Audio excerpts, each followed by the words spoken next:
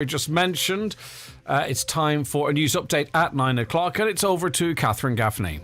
Thanks, Greg. Good morning. Wearing masks in public and in schools could soon be phased out if NPHET gives the green light to the lifting of the practice when it meets later today.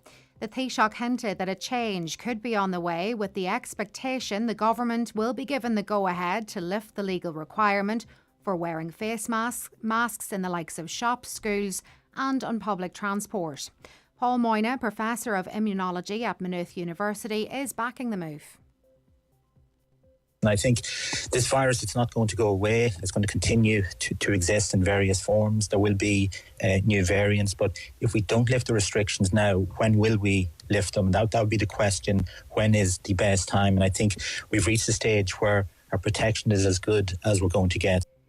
Met Éireann says a status red wind warning may be issued for tomorrow as Storm Eunice arrives in Ireland.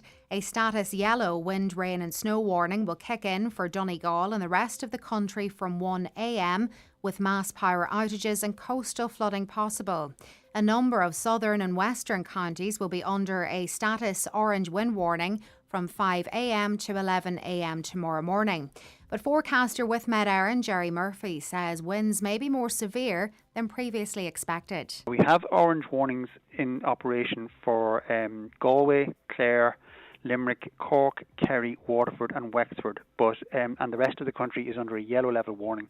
But there is a possibility that those warnings will be upgraded in some counties when the whole thing is reviewed as we go through this morning. So Storm Eunice looks like being a very significant storm. And people with outpatient appointments in hospitals should be given free parking. That's according to Aontao's Peadar Tobin and Independent TD Cathal Berry, who are putting forward a bill in the Dáil later which would allow 3 hours of free parking for visits. Deputy Tobin says it's badly needed. Typically, it costs about €800 a month for a cancer patient, just for the extra charges. So things like, travel to and from hospitals, overnights in B&Bs or hotels to access services. And also, there's an average of about €1,400 of a drop in income. So the idea that when they go to hospital that they have to pay car parking fees is just nonsense at this stage. Weather now. Today will be a blustery day with bright spells and showers, some heavy and with hail. Highest temperatures of 5 to 7 degrees. We're back with more at 10 o'clock. Until then, good morning.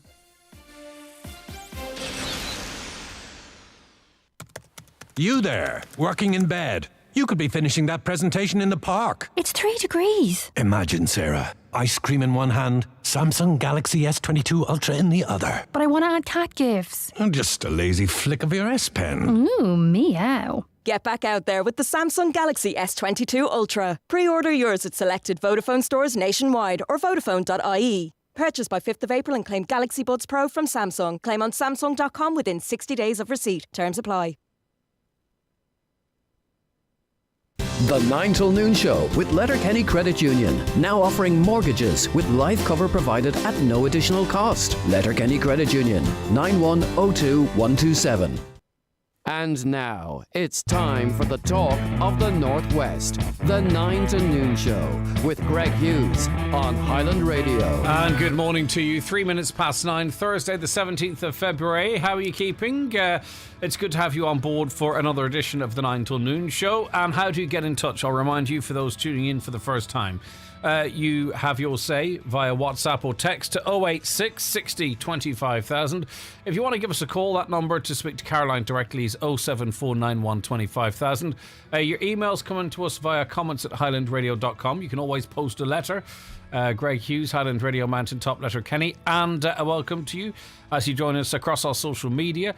You can comment there as well. If you want to watch the programme, go to our website highlandradio.com. You'll see a link there and you can watch it in browser or pop it out or go straight to our Facebook pages. Right, lots to get through, so let's crack on with the newspapers this morning, and we'll start with the Donegal Democrat. A Donegal doctor has warned that the county is facing a shortage of GPs due to the shortfall in younger doctors joining general practices in recent years, with a significant number of GPs due to retire in the next 5 years and younger replacements are not in position to take over. Stranorlar-based Dr. Dennis McCauley said getting suitable candidates to replace retired doctors is going to be a problem, and it's going to be a problem right across the country, and something which is going to require a government response. And we did hear some suggestions yesterday that the Minister for Health does believe something has to be done, and he thinks he's the man to do it. Well, Dr. McCauley went on to say there is a capacity issue in general practice generally. The chairman of the GP Committee on the Irish Medical Organisation said. OK, on to the Donegal news now. And now for round two. Wind, rain and snow warnings remain in place in Donegal with more disturbed weather conditions to come, Met Éireann has warned. Last night, from my perspective, wasn't as bad as I feared. What was it like where you are? Of course, it all depends where you live, the direction of the wind. You can be more sheltered during one storm than you might another. But last night didn't seem quite as bad to me as was feared. But a status yellow wind warning for the entire country came into effect from midday yesterday as the first of two storms hit, bringing disruptive and damaging winds. The warning remains in place until this morning. An initial status orange warning was downgraded. Storm Dudley brought damaging gusts as has been reported. And now, of course, we have a different storm coming through. One with... we're not going to see the worst of the winds, apparently, but we could see snow, driving snow, which will make driving tomorrow morning potentially difficult. OK, the Tyrconnell Tribune this morning, the controversial sliding scale model in the government's micro-redress scheme has been scrapped even before it saw the light of the first shove of concrete.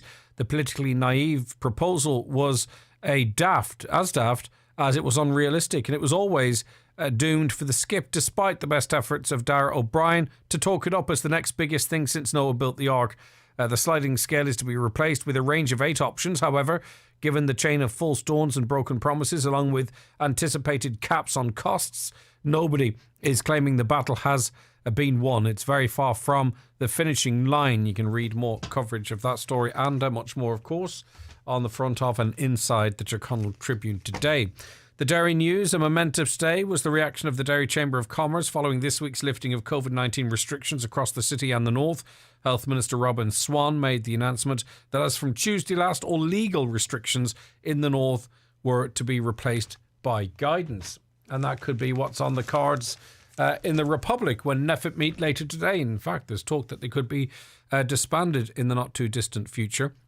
That being said, there are those are opposed to the expected lifting of mask-wearing mandates. Unions representing staff in retail and public transport have urged caution over the ending of face mask rules. The scrapping of the last population-wide health regulation is expected to be discussed at what could be the final meeting of the National Public Health Emergency Team. The government is anticipating a recommendation that will bring an end to laws that require masks to be worn in shops, schools and on public transport. And I think one thing, and I'm not to preach, but when I'm speaking, I'm sort of being conscious of my own behaviour or my own attitudes, is that there are going to be a lot of people, if they do lift these mask mandates, that might still choose to wear masks. As we heard from Dr. Dennis McCauley yesterday, there could be that student in school. It could be people at mass. It could be people in shops. It could be people sitting in their cars on their own. A lot of people seem to like to criticise people that forget to take the mask off. It's just understanding that they may still be fearful and to give them the space. And if that's what they want to do, respect that that's what they want to do. But the government is anticipating a recommendation that will bring an end to laws that require masks to be worn in shops, schools and on public transport. However, General Secretary of the Irish Congress of Trade Unions, Patricia King, said the rules should be maintained for another few months given the current level of COVID cases and deaths. And I understand that. And I could really see the argument in favour of that for their protection, but it would have to be also along the lines of the fact that teachers, and I don't mean this as controversial as it sounds, that teachers aren't in pubs where it's wedged with no masks, that they aren't in nightclubs where it's wedged with no masks, or aren't in restaurants. And if they were not going into those spaces, then maybe you could say, right, is there some justification for children having to wear masks for another month or so? But I presume that generally the members of these unions are operating normally in society. And you could say, yes, but a classroom is very different. It might have been different from the way it used to be, but with no limits and capacity and people mingling as they are, the argument for the retention, to me, I have yet to be convinced by any argument for the retention. But what do you guys think? 086 60 25,000 WhatsApps or texts. I also want your views on this story. It's a difficult one to comment on because I'm a man. But this is the news that the National Women's Council of Ireland has said a forthcoming rally represents the moment of protest, or one moment of protest, after a minister said it was regrettable that no female government TD or senator had been invited to speak. A rally calling for political leadership and action on women's equality is to take place outside the Dáil on March 5th. Among the speakers are Sinn Féin leader Marilyn McDonald, Labour TD Ivana Bakic, Social Democrat co-leader Roisin Shortall and People Before Profits Breed Smith. Female members of Fine Gael, Fianna Fáil and the Green Party have criticised the council over their exclusion from the rally, with Minister for Justice Helen McAtee on Wednesday saying the situation was regrettable. Now, maybe there's more to this than I understand, but I am sure, and I would hope that the National Women's Council of Ireland would agree that there are women within the government parties and in very senior positions in some cases that are very much banging the table, or the table at cabinet, pushing a lot of the issues that they have concerns with. The system itself, I imagine, is designed as such that even these opposition TDs might find it difficult to change things when they're in powers. But if this is something about all-inclusive and national rape crisis centres involved in this as well, you know, a lot of people listening to this programme are supporters of Fianna Fáil, Fine Gael and Labour. Would they be welcome at this rally? Would they turn up at this rally to hear the government being slammed by absolutely everyone and the government not having a platform to share their concerns or say that what they're doing to try and address them? That, to me, doesn't feel inclusive. And if it's supposed to be an inclusive organisation and it's about, you know, all women, well, I don't know. If I were a Fianna Fáil or Fine Gael female supporter, would I even go to that? I might feel excluded by it. But as I say, maybe there's more to it than I'm seeing there. Possibly there actually is. But anyway, that's my gut feeling. Right, where are we now? Here in the Sun. The two officials charged with fixing Ireland's healthcare service were yesterday quizzed about their colossal combined salary of 700 grand, enough to pay the wages of 18 nurses. It comes as a tense meeting of the Dáil's Health Committee heard there are 800,000 people on waiting lists for treatment, with one 92-year-old left waiting in emergency department in court for 50 hours this week. Officials told politicians that the HSE probably won't hit the target of recruiting 10,000 staff this year and will have to correct their financial records for 2020. Now, a lot of those being quizzed at this thing yesterday, if you combine their wages as elected representatives, you'd pay another 18 nurses at least, I would suggest. But anyway, I think you can't really chuck stones if you're sitting in a glass house. The Irish Daily Mirror tells us, and this is an ongoing conversation, but it's a tricky one, because how do you resolve it? Do you stop young people or professional people heading a football in the game of soccer? It's such an integral part of it. But there is increasing evidence and huge studies that show heading a football damages brain signal pathways. New research shows that blood samples from pro players found specific alterations in levels of the brain biomarkers called microRNAs. These cell molecules, are known to be altered in the mild traumatic brain injury patients. Researchers analysed blood samples after 3 scenarios: a head injury during a match, repetitive heading in training, and high-intensity exercise with no head contact. Lead author Dr. Stian Bahar-Sadmo of the Norwegian School of Sports Science said, with millions playing football worldwide, this might ultimately have a substantial influence on public health. Now, there was a bigger study done in Britain whereby they analysed the medical records of pro players going back to the 70s, back to the days when they were heading, you know, the old leather-cased balls. And there was very, very strong evidence that it did increase issues like dementia and what have you down the line. But interestingly, that report didn't show that the modern ball versus the older, heavier ball, that there was any major difference in the impact it had on brain damage to the brain. Very finally, in the Irish Daily Star this morning, an Irish teacher has been stabbed by a 12-year-old pupil at a school in Spain. He was taken to hospital after reportedly being knifed in the back yesterday morning during a class.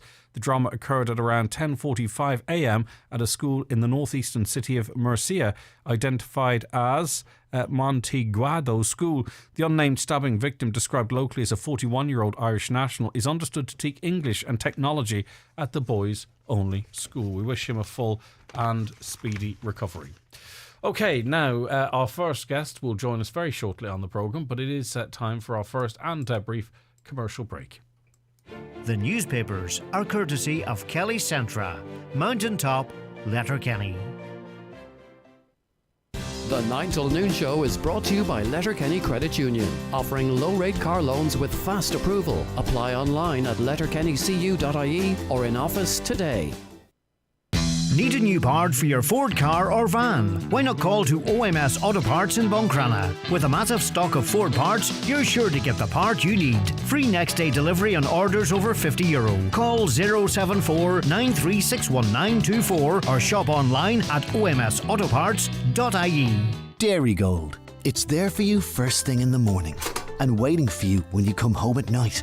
To fill early starts with goodness and to bring a bit of warmth to your hands after a long journey home. To start your day on the right side of the bread and to finish it with a satisfying crunch. For early mornings, late nights and everything in between, the deliciously creamy taste of Dairygold spreads the goodness in more ways than one. Dairygold. Spread the goodness. As you start rediscovering Northern Ireland again, we want you to explore with confidence. That's why we've introduced the We're Good to Go industry standard for tourism and hospitality businesses. So you know they've agreed to follow COVID-19 safety guidelines, like social distancing, following the recommended cleaning processes and undergoing spot checks, so you can enjoy your break to the full. Look out for the safety symbol for businesses that are good to go. Northern Ireland, we're good to go. Brought to you by Tourism Northern Ireland in partnership with UK national tourism bodies. Most people say that Donegal is the coolest place on the planet, but up here we know that sometimes it can be the coldest. Charles Bunner & Sons Ballybuffet is the one-stop shop for all your heating needs. We have a huge range of multi-fuel and wood pellet stoves and ranges, spare parts for all major stove and range brands, plumbing and bathroom ware, all at exceptional prices. So visit our showrooms where our friendly and experienced team will be ready to help you. Charles Bunner & Sons Ballybuffet and the stovestore.ie, where you can always do a good deal better. Hi, Teresa Mannion here with a road safety alert for bad weather. Your vehicle may be blown off course in strong winds, so slow down. Watch out too for vehicles and cyclists veering across the road and fallen debris like branches. Visit rsa.ie from the Road Safety Authority. Highland Radio Time Checks, brought to you by Letterkenny Shopping Centre, the centre of shopping in Donegal. Free parking and shopping all under one roof. Letterkenny Shopping Centre, bringing you the time at 17 minutes past 9. John on Facebook says, and we'll be talking about this later on in the programme, you would have heard it in the news this morning, regards free parking for outpatient clinics. Yes, there should be free parking tickets issued with the appointment letter for that day and have the time commencing 15 minutes before the appointment on the ticket and expire 2 hours after the appointment. Then everyone would have to do, beg your pardon, John, is to display it on the day. That makes an awful lot of sense, indeed. As I say, we'll be talking about that in the future. This is proposals to have taxation pay for parking at hospitals and not charge people because the costs can be astronomical. Greg, keep mask wearing in place as outbreaks in schools are high. Even an outbreak in a hospital where all these deaths come from, is that 1 week or a period of time?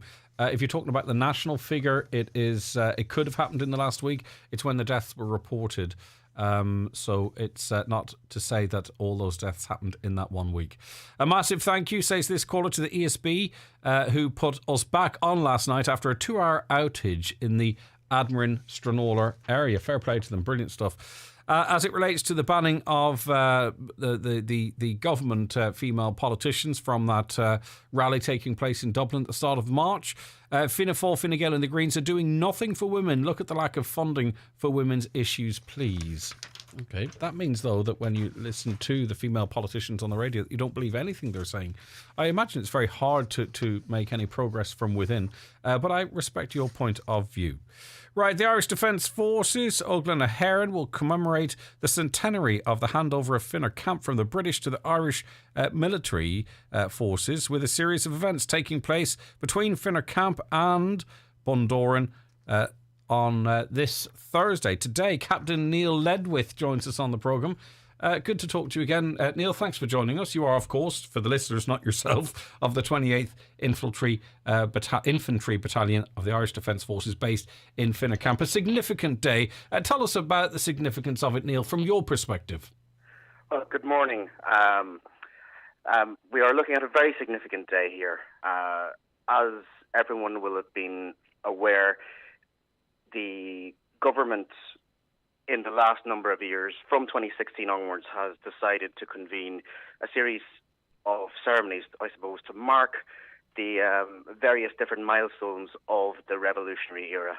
And one of the key ways in which the newly formed Irish state manifested itself was when the occupying forces, the British, began to withdraw from police military facilities all across Ireland and hand them to Irish forces, which were being established at the time. It would have been a hugely significant day, that actual handing over, I imagine, of living there at that time. Absolutely. I mean, one of the things about Finner is that from its establishment in 1895, Finner Camp had trained the troops of Empire. They went on to, men trained in Finner went on to fight in battles in South Africa in the Boer War. The 36th Ulster Division trained here from 1914 before they went to Messines and the Somme. So that presence withdrawing and being replaced by troops who were Irish. It was the first time that an Irish military force had, taken over a facility in this area. It was very significant as the Union flag came down and the Irish tricolour was raised for the first time 100 years ago today in Finner Camp. And tell us what is planned for today to mark this historic anniversary, Captain. Well, first thing this morning, the event will commence with the unit will be having a mass in Bundoran, and at 12:30 hours they will begin to parade from the west end of the town up through the main street. So they will be led by a pipe band and the battalion headquarters of the 28th Infantry Battalion, followed by A Company, 28th Infantry Battalion, who would have historically been based in Lifford in the prior school there. They will parade through the town and finish up at the Old Astoria Hotel. Following that, they'll imbus and the personnel will head out to Finner, where we'll hold a ceremonial marching in ceremony to mark the occasion 100 years ago today, where local men marched in and received control of Finner Camp. An officer of the British Rifle Brigade handed over the camp, and Finner, for the first time, was in control by local persons.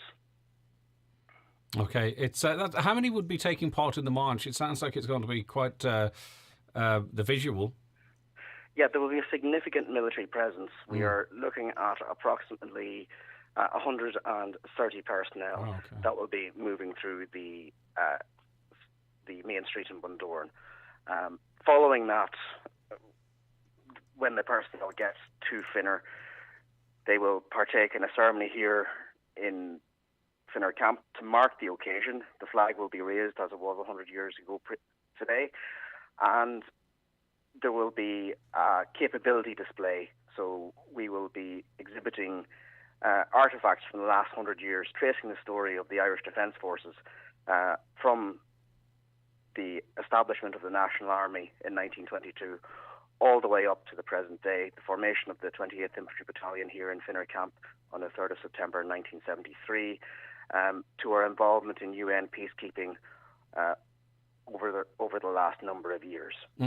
And obviously, Finner and Bundoran both bypassed now, but people might still use that road. Sorry to be a bit boring on this, but for motorists, there will be some presumably traffic disruption. But obviously, for those travelling, for instance, from Ballybofey to Sligo, they can use the bypass for that. But people should be aware that there's bound to be some level of disruption to traffic in that area.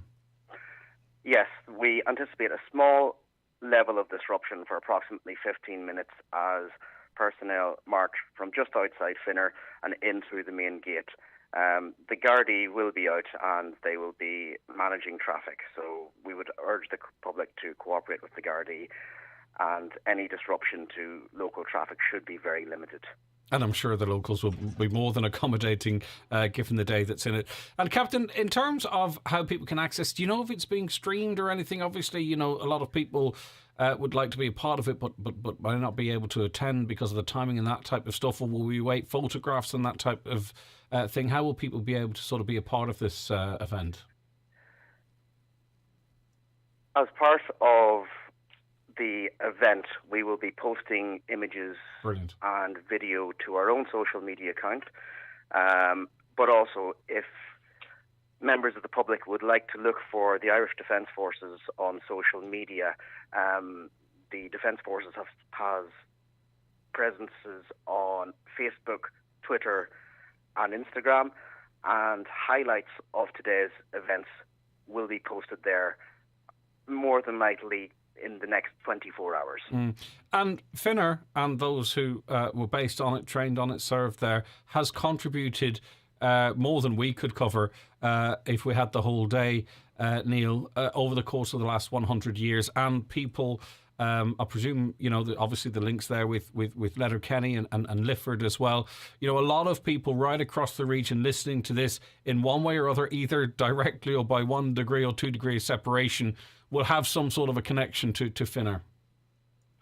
Yes, the 28th Infantry Battalion was formed in 1973, and part of the reason it was is that it was formed in response to the escalating troubles in Northern Ireland, and its composition was predominantly local men and women who knew the terrain, who knew Donegal. So we are very proud of our local links, but also we have lots of people from further afield who've passed through Finner. For many years we hosted the Air Corps when they operated search and rescue. Mm-hmm. So there are many links to Finner, both that's not really that long ago, is it, that the search and rescue was based at Finner? We're looking back to approximately, I think they withdrew in 1999, if I'm Yeah, that sounds about right. Yeah, indeed. Okay, well, listen, it's a busy day. It's a momentous day as well. Best of luck to you, Captain, and everyone involved in it, and look forward to seeing some of the pictures and maybe grab some of the video too. Thank you very much for previewing it with us today.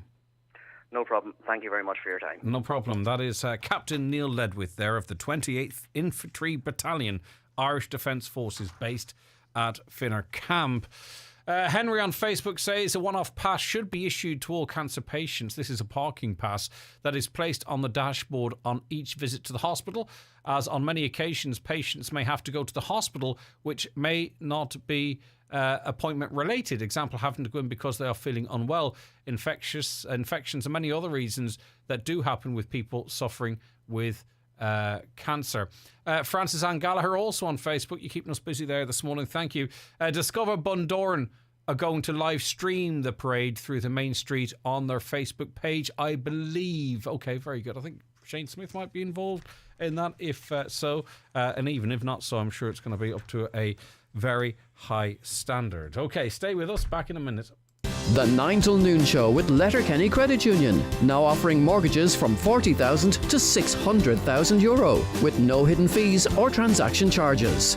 Letterkenny Credit Union, 9102127. Which is why this collaboration... Oh, hello? Oh, sorry. No, sorry, you're breaking up there. Am I... Hear me? No, you're gone. I can't...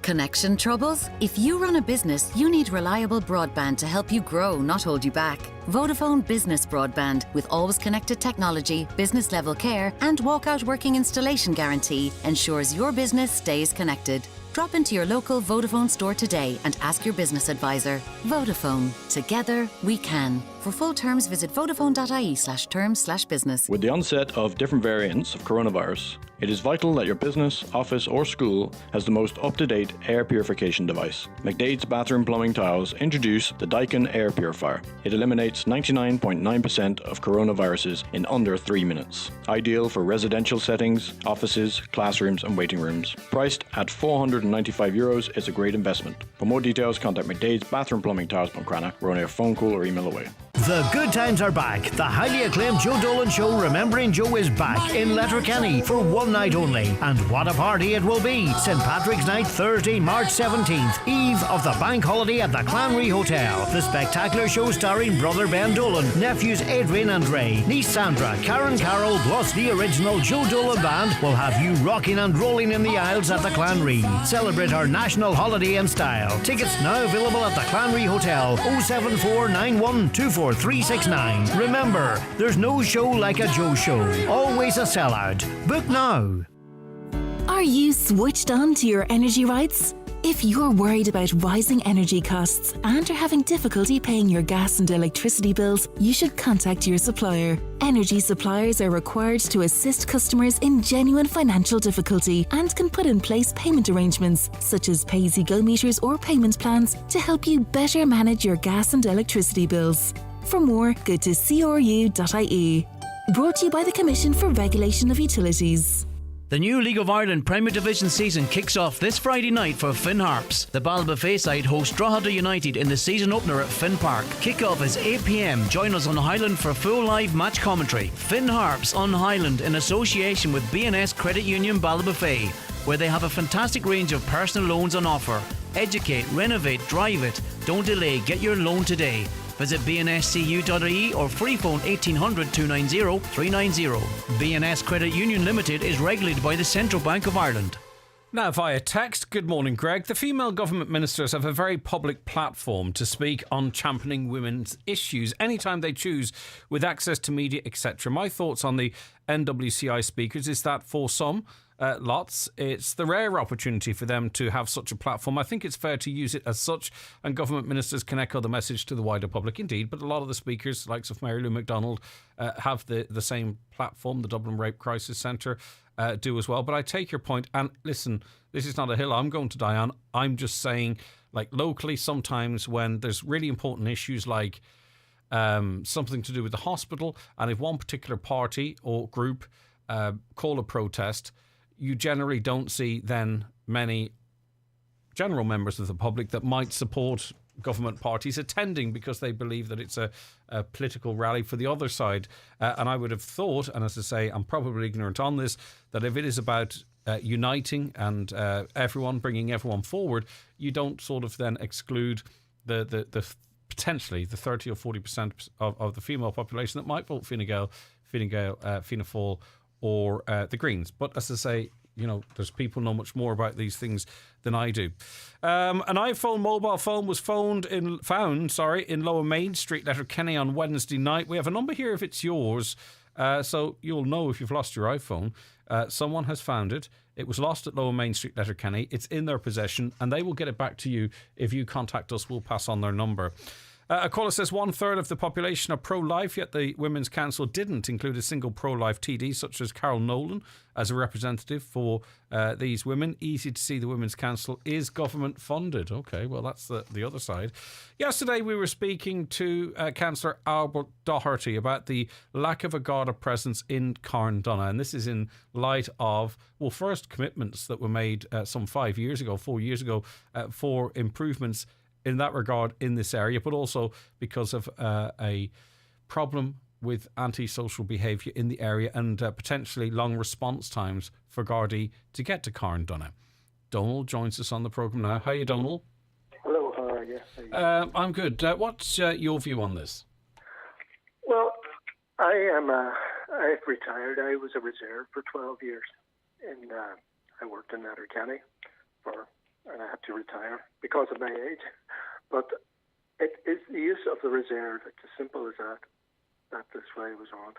I don't understand why in Garda Síochána have an asset which is called the Garda Reserve and fail to use it. It's not used. It is for. I mean, one of our main things was supposed to be doing community in the community, and as I say, that is the community, public order, things like that. That is what the Garda Reserve is there for. But unfortunately, it seems that our commissioner, because at the end of the day, it's the commissioner, seems to. I don't know why they won't use it. Can I ask what you did as a member of the Garda Reserve, Donald? Obviously, you were prepared to do what was ever asked of you within the sort of the boundaries of that position. But what did you do? I can tell you that as a member of the reserve, like most of my duties now would have been doing public order on basically on a Saturday night or a rally weekend. The Garda Reserves, like since 2014, have powers under the Public Order Act, which would be the main thing would be drunk and things like that. We have road traffic, we have drug and non-fatal. But most of my duties now would have been on a Saturday night patrolling in Letterkenny. I also would have done football matches. I would have done marathons. As I say, the rally weekend. And how did it work? Would you get a call from a local super or whatever and say, right, Donald, we're allocating you to Letterkenny Main Street between such and such of hours on a Saturday night? Is that how it works? Well, you're attached to a unit like anybody else. There's units in Garda Síochána, and you get attached to a unit. Then there's a sergeant in charge of you. Obviously, there's a sergeant in charge in the station. But if, say, for instance, there was a football or the rally weekend, you'd be asked, can you work, and when can you work? Most of the other times, I would have just said, I would have phoned in and said, I can work this Saturday night or I can work on a Friday night. So you had to be proactive a lot of the time? Most of the time, I would have to be proactive, Wow. yes. I would decide that I'm working on this Saturday and I would go in or I'm working.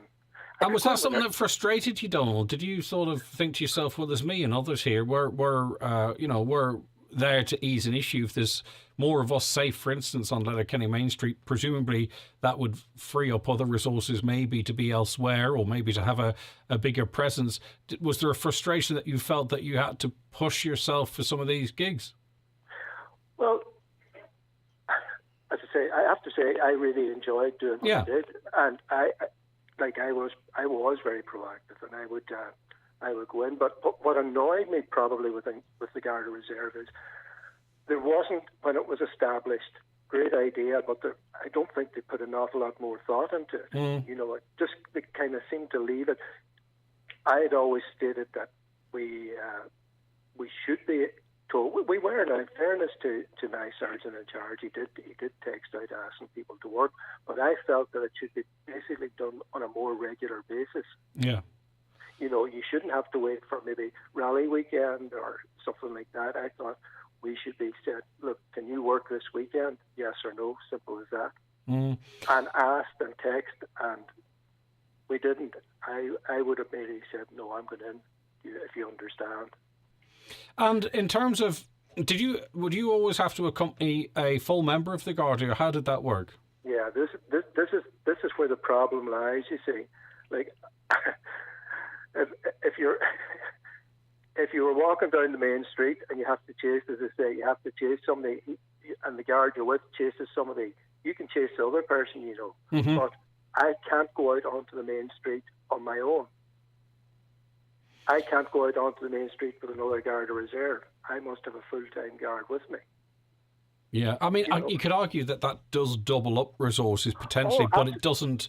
It doesn't make sense. 'Cause back in 2018, this was one meeting of the JPC. There were calls at that time for the increased recruitment of Garda Reserve members and their deployment to sort of address the declining numbers of Gardaí in the county. I'm not sure if anything come of that. I mean, how many do you know? How many of you were or are in Donegal, Donald?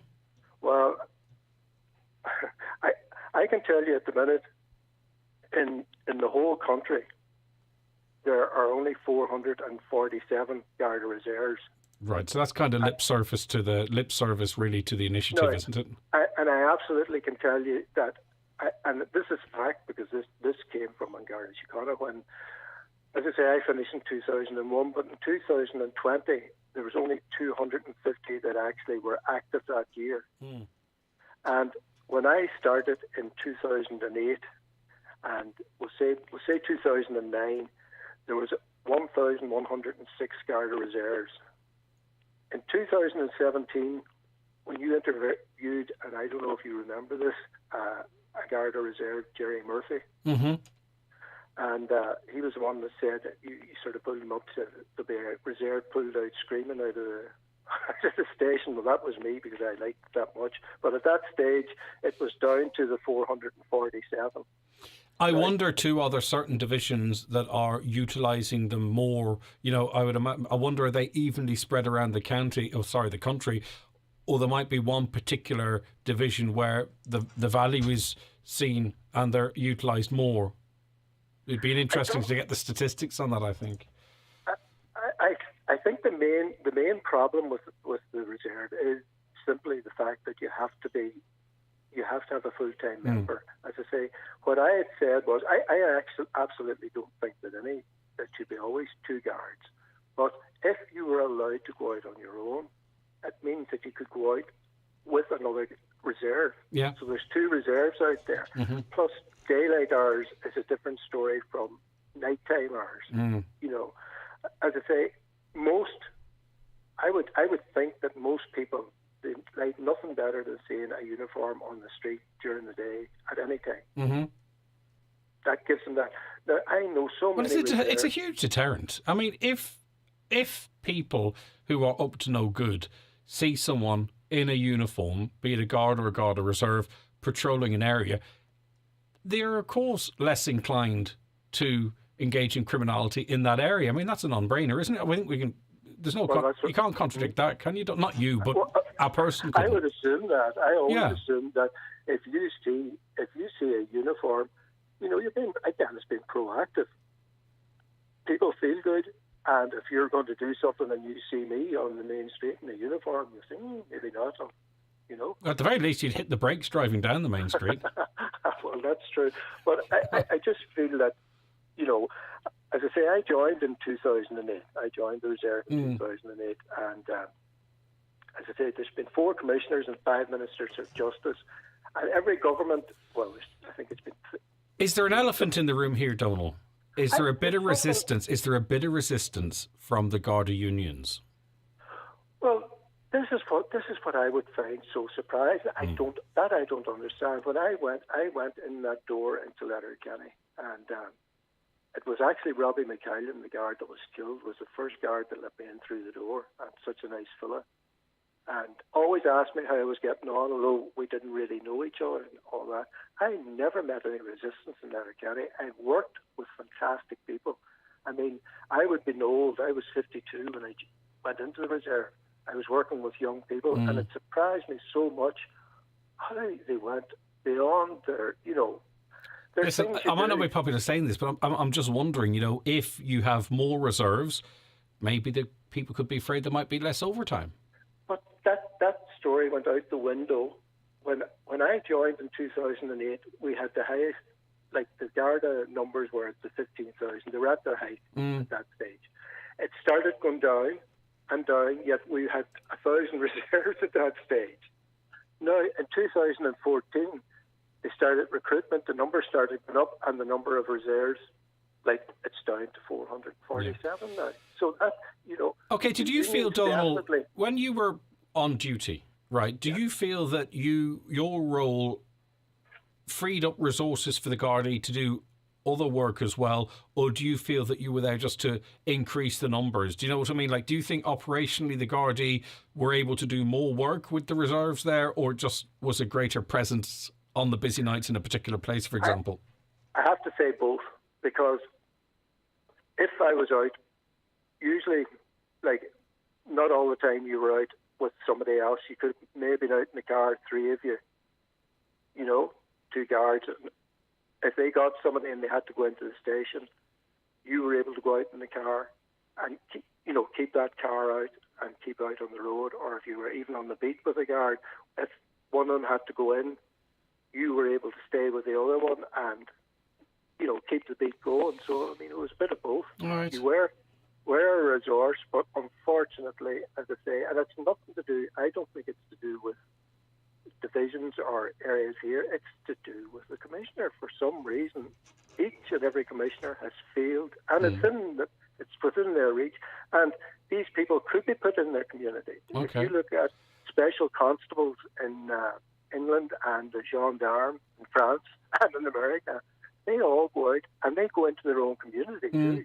Okay, it's interesting. I mean, listen, it would solve the problem that we're talking of here. It would help. The current commissioners just by appointment had I think it's a 2-year extension. So unless he changes his mind, the status quo will maintain for at least till I think at least, is it 2025? Right. Okay. Listen. Thanks for that insight, Donald. It's been really interesting. I think it's something you missed. That's the impression I'm getting from you, that you're a bit peed off that you had to stop because of age. I absolutely miss it. I would love to do it, and as I say, I do recommend it to anybody. It's not for everybody.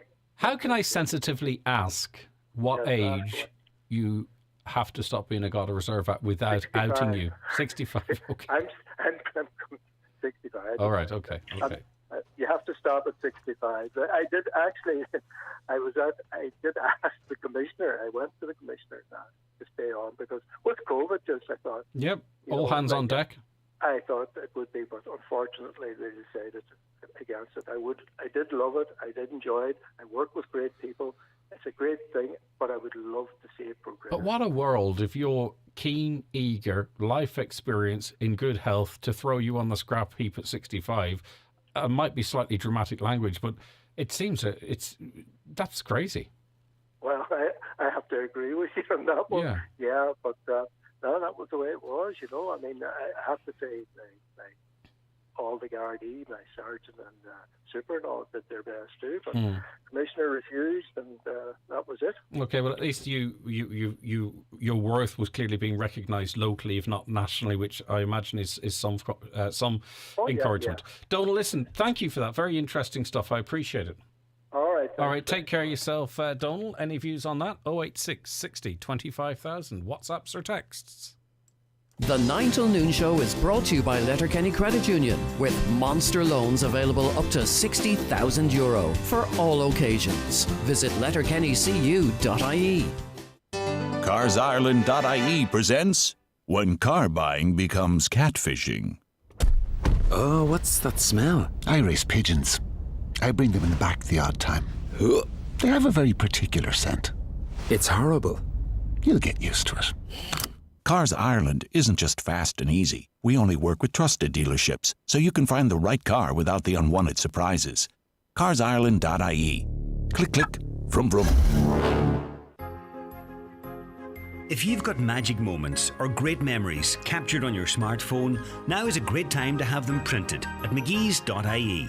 Simply upload your favourite photos, choose your size and finish, and McGee's will take care of the rest, with the results delivered to your door. Prices are from just 12 cents, and there's also creative options available. Preserve your memories today at mcgee's.ie. The Cheltenham Festival is almost here. Get informed with The Irish Fields, award-winning Cheltenham magazine, produced in association with Goffs. Trainers Willie Mullins, Gordon Elliott and Henry de Bromhead all feature. Read the story behind the unbeaten honeysuckle. Simon Rowlands provides expert analysis, and there's interviews with many other owners, trainers and jockeys hoping to visit the winner's enclosure. The Irish Field, Cheltenham magazine. In shops now, or order your copy on theirishfield.ie. At Cherrymore Kitchens and Bedrooms, we are now operating out of one new state-of-the-art showroom in Donegal Town. And we invite you to visit our new 5,000 square foot Donegal Town showroom to discover the latest eye-catching designs. Remember, at Cherrymore, you're dealing directly with the manufacturer, which means high-quality kitchens at factory prices. Start planning your dream kitchen or bedroom by calling Cherrymore on 074 9725 822. Cherrymore, 25 years delivering value, quality and service all over Ireland. Bus Éireann are recruiting professional bus drivers nationwide for seasonal work commencing April 2022. All you need is a full Category D licence, digital tacho and CPC. Route and fleet training will be provided. For further information and to apply online, go to busaerin.ie/jobs.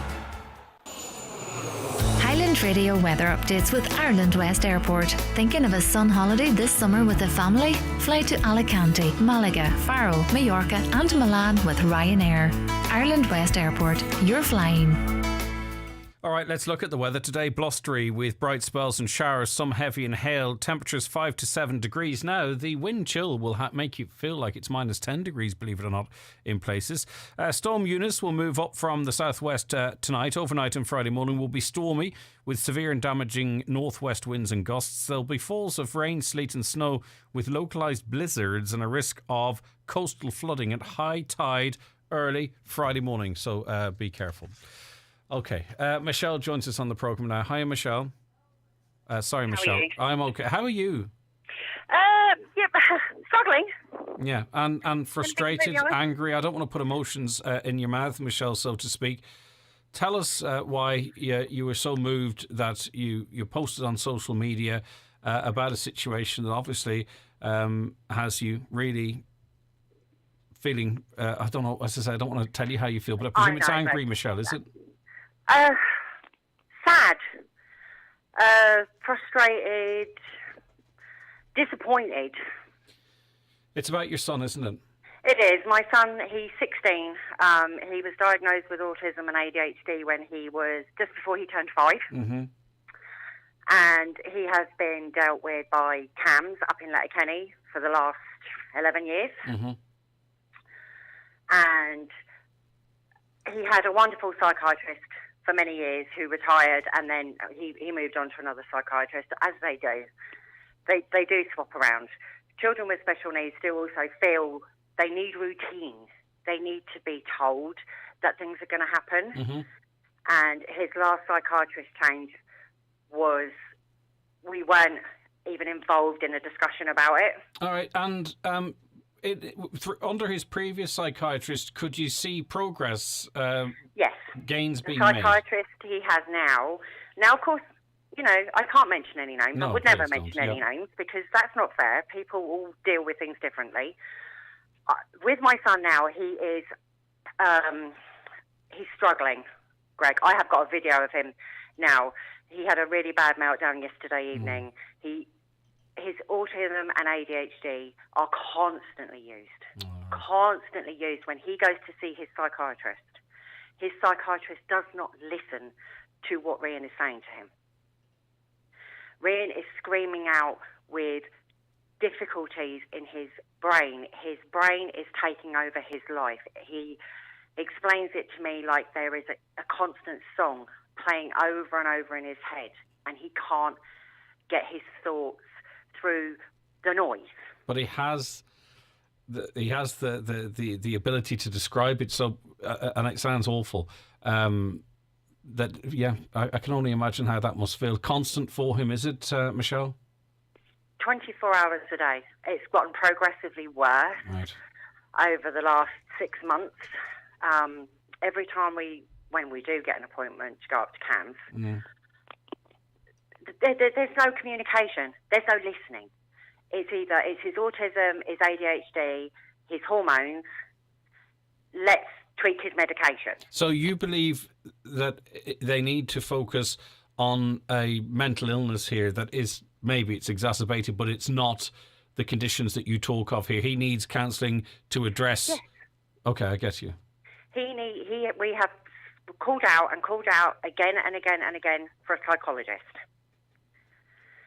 to deal with how Rian feels, apart from his autism and ADHD, because Rian is the higher spectrum, so he is able to tell you whether he feels that is what it is or what it isn't. He had a support worker who was there 1 minute and then dropped off the face of the earth without a word of warning. And this has happened on more than one occasion with more than one support worker. Do you feel that this is a fault with the system, or do you feel that people may be trying to avoid dealing with what sounds like a complex case? I think it's both. To be completely honest, when we go to see his psychiatrist, it's all about the medication, Greg. I took him to see his psychiatrist in August for sleep problems. Explained the situation, said that he needed help with his sleep pattern because children with ADHD can suffer with problematic sleep. He changed the whole of his medication. Now, I don't know whether a lot of people or yourself would know, Greg, you don't medicate autism. Autism is not medicated. You cannot medicate autism. He is medicated for his ADHD and nothing more than that. But the medication was changed. In the space of the 3 months it was changed for, Rian nearly had a psychotic break, nearly ended up in St Connell's, and I thought I was going to have to put him on the suicide watch list. So that should be an emergency, though. We tried that. That's, yeah. Yep. We got called back every time, and it was like, okay, the first lot of medication, it didn't really affect him. Second time it was upped. You could see it coming. Third time it was upped. It floored him. So do you feel that the ADHD, in terms of trying to deal with that, needs to be parked for the time being and focus on the mental health problem he has? Yes, I think that they need to. I know that they are specialists in their fields. But they also have to listen to specialists like they yourself. have to listen to the person, the child. My son can talk. He can tell you how he feels. I can tell you what he deals with. But you have to park his disabilities and remember that he is not the measure of what he has. Yeah. It is not what defines the whole of him. They have to see past that and focus on the mental health issues. How are you coping? How is he coping? Because, as you say, this is 24/7. You want to do everything you can to help him. Your maternal instinct, caring instinct, just wants to make him better, and you can't. It must be absolutely devastating. I am heartbroken just listening to it and imagining this situation for you, Michelle. It must be so, so tough. Greg, it's just so difficult. You raise your children. I'm a single mother. You raise your children. You try and do everything you can for them. You protect them from the world, but you can't protect them from themselves. And the people that can help them deal with what's going on with themselves sit back, and all I can say is sit back and do nothing. Take no notice of what they're being told. My son yesterday had a meltdown, and he screamed, "Get out of my head, leave me alone. I just want to have my life back. Mum, help me." His awareness of it is even worse, almost, in a way. Yes, because he knows what's going on, and he knows that everything in his life is falling apart, and he knows that he wants to see a psychologist. He's screaming out to see a psychologist. What fixes this, Michelle? Do you need to speak to someone that listens to him, that listens to you, and says, right, okay, let's talk about this issue.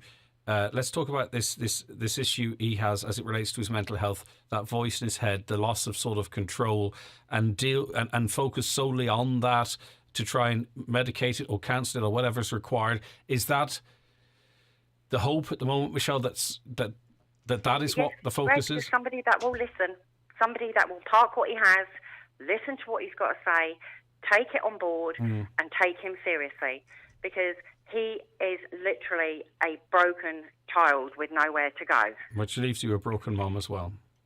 Well, Greg, would you mind? Rian did ask me. He wrote a couple of bullet points yesterday evening because obviously he's at school, but he wanted to give people a perspective. Go ahead, read them to us. Would you mind? No, I want you to. I want his voice to be heard today as well. Now, he has said that obviously the first part's a bit mute because we're on talking about children's mental health. Many children, such as myself, are being given no other option but to watch our lives fall apart. It is a crucial time for me as I am almost at my leaving cycle, yet I'm forced to look to the future in fear as I am struggling mentally and may not be able to cope. They are letting the people down. Lives are being ruined because of an outrageous mental health issue that children like myself can't control. It is absurd to think that we wait months just to have 30 or so minutes of being told the same things leaving empty-handed and unsatisfied. I have been waiting a long time for help, and it disheartens me to have to go into my final years of school struggling alone. And that's what he said. He's so aware of the need for him to sort of get help. Yeah. I could understand if he wasn't being able to articulate to these people what he needs, but he is. And we get thrown waiting lists. You know, I know it's a difficult times. I know that we have COVID. I know that the mental health services weren't There great. should be no excuse. There should be no excuse or barriers to him receiving help. It's not severe enough. No. Sometimes, Greg, they wait until these children hurt themselves. And I refuse to wait and see my son physically harm himself before somebody helps him, because to the Lord I will take them if they do not stand up and deal with this.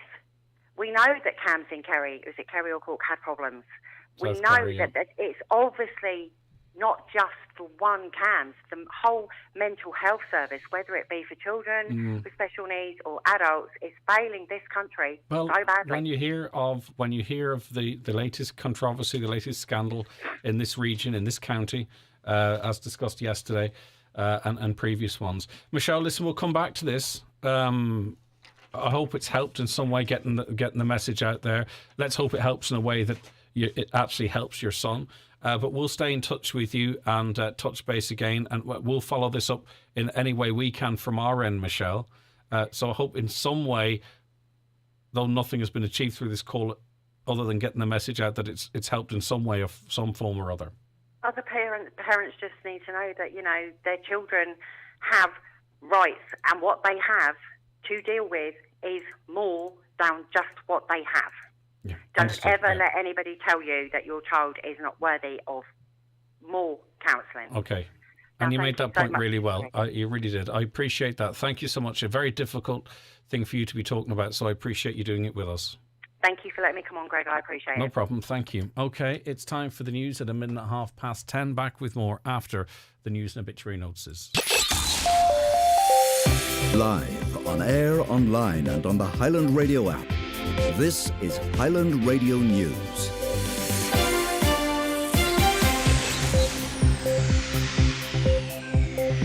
Good morning, it's 10 o'clock. Donald Kavanagh at the news desk. A status red wind warning could be issued ahead of the arrival of Storm Eunice tomorrow morning. An orange wind warning is in place for 7 counties across the west and south, with a yellow wind, rain and snow warning in place for the rest of the country. That comes into effect at 1 a.m. Met Éireann says it's possible those warnings could be upgraded after they meet later this morning. Forecaster Jerry Murphy says while snow will cause some disruption in parts, the wind is the real concern. More significantly then overall is the wind.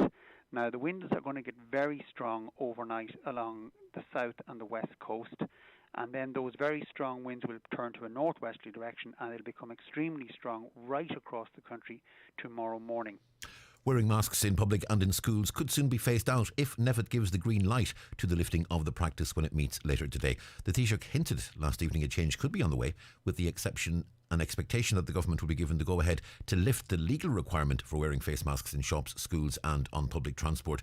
It will go from being a mandate to manners, as was suggested yesterday. Well, Paul Boynham is a professor of immunology at Maynooth University. He's backing the move. And I think this virus, it's not going to go away. It's going to continue to exist in various forms. There will be new variants, but if we don't lift the restrictions now, when will we lift them? That would be the question. When is the best time? And I think we've reached a stage where our protection is as good as we're going to get. Letterkenny hairstylist Patrick Gilday says he and his colleagues will continue to wear face coverings in his premises after consulting with clients and with staff. We're still going to be wearing masks ourselves. People want to come in without masks, no problem, that's their personal choice if that's the way we're directed. But the team feel for a number of reasons they're still going to wear them. Number one is for themselves and for that transition of moving back to normality, and secondly to give the customers reassurance. A Donegal councillor is urging people to take part in a public consultation on how the board of Uthras na Gaeltachta should be selected. The public and interested organisations are being invited to share their opinions and suggestions in writing with the department in relation to the matter between now and March 25th. It's hoped the process will be complete by July. Councillor Micheál Chulum says while this process is a step in the right direction, it would be better to return to elections. You can hear from Councillor Micheál Chulum on our website highlandradio.com. And the Parents Association at Moville Community College has expressed frustration over slow progress with a long-awaited extension at the school. The building was first promised back in 2015. It will effectively be separate to the existing school, but linked with a walkway. With more detail, here's Catherine Gaffney. The main points of the build are to allow for a canteen with communal eating and sitting areas and to provide the students with changing rooms. Neither of these are properly available in the school currently. The awaited building completion will also provide additional hall areas as well as to enlarge all regular existing facilities, effectively replacing prefabs. At present, the association says things are not as far ahead as they hoped and progress has been slow. It had been hoped that the full build would be finished, welcoming students back in September. However, that deadline has passed and the association says there have been frustrating delays. In June, the Department of Education allowed the tender process to begin. A lack of interest in the tender concerning the electrical reserve specialist required a second round of tendering in this area in 2022. In about a week, a new round of tenders can begin for the main contract and a contractor could be appointed by September.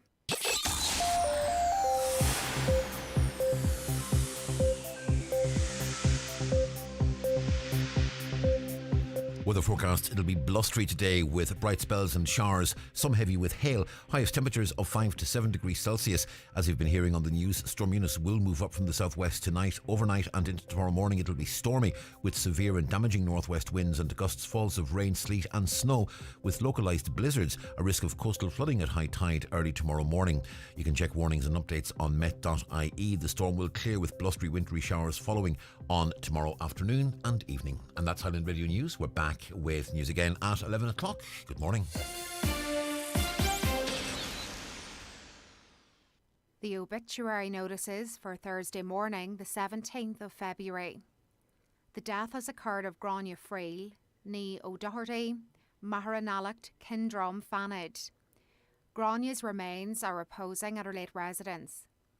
Requiem Mass will be held tomorrow morning at 11 o'clock in St Mary's Church, Fanavolti, followed by burial in the adjoining graveyard. Family flowers only please, donations in lieu if desired to Fana Day Care Centre, care of any family member. The Requiem Mass can be viewed live via St Mary's Fanavolti and St Columba's Mass Mount Facebook page. The death has taken place of John Harkin, New Houses, Calais, and formerly from Moville. His remains are reposing at his home. Funeral from there tomorrow morning at 10:15 for 11 o'clock funeral mass in St Mary's Church, Ballybrack, Moville, followed by burial in the adjoining graveyard. The death has occurred in Australia of Joseph Gallagher, formerly of Ardlahan Clohan, brother of Seamus and Eugene Gallagher. Funeral arrangements to be confirmed later. The death has occurred in Perth, Scotland, of Eileen Ward, formerly of Bunawillan, Kincashla. Her remains are arriving home today, going to St Mary's Church, Kincashla, for approximately 5:30, where she will repose overnight. Funeral Mass tomorrow morning at 11 o'clock with interment afterwards in Belcritch Cemetery. The death has taken place of Jimmy Bradley, Liscarna House, Carnamugga, Letterkenny, and formerly Listillion, Letterkenny. Jimmy's remains are reposing at his late residence. Funeral from there tomorrow morning at 10:15, going to St Eunan's Cathedral, Letterkenny, for 11 o'clock Requiem Mass, which can be viewed live on churchservices.tv. Interment afterwards in Conwall Cemetery, Letterkenny. Family flowers only please. Donations in lieu of flowers, if desired, to the Donegal Hospice, care of any family member. Family and close friends are welcome between 11 a.m. and 9 p.m. The death has occurred of Maureen Temple, Tír Callan, Stranorlar. Her remains are reposing at her home. Funeral leaving her home tomorrow morning at 10:30 for Requiem Mass in the Church of Mary Immaculate, Stranorlar at 11 o'clock. Interment afterwards in Drumbo Cemetery. Family time on the morning of the funeral, please. The Requiem Mass will be streamed live via the parish webcam. And the death has taken place of Rosaleen Green, Greenbank Quigley's Point. Rosaleen's remains are reposing at St Columba's Church, Drung.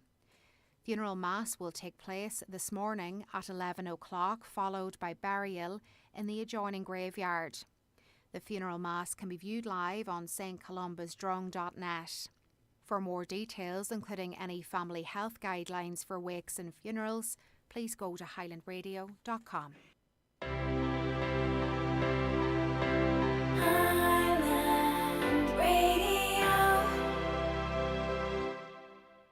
With all the stories that matter across the Northwest, it's Greg Hughes on the 9 to Noon Show on Highland Radio. Okay, you're very welcome back to the programme. A caller says, ask Michelle, has she ever heard of Clarendon Street Chiropractic? They do amazing work with children and children with autism, amazing outcomes. I'm not sure if it's could deal with the issues faced by Michelle's son. I think at this point they want sort of the ADHD and the autism to be set to one side to deal with, as described in his own words, the mental health issues that are bothering him on a 24/7 basis.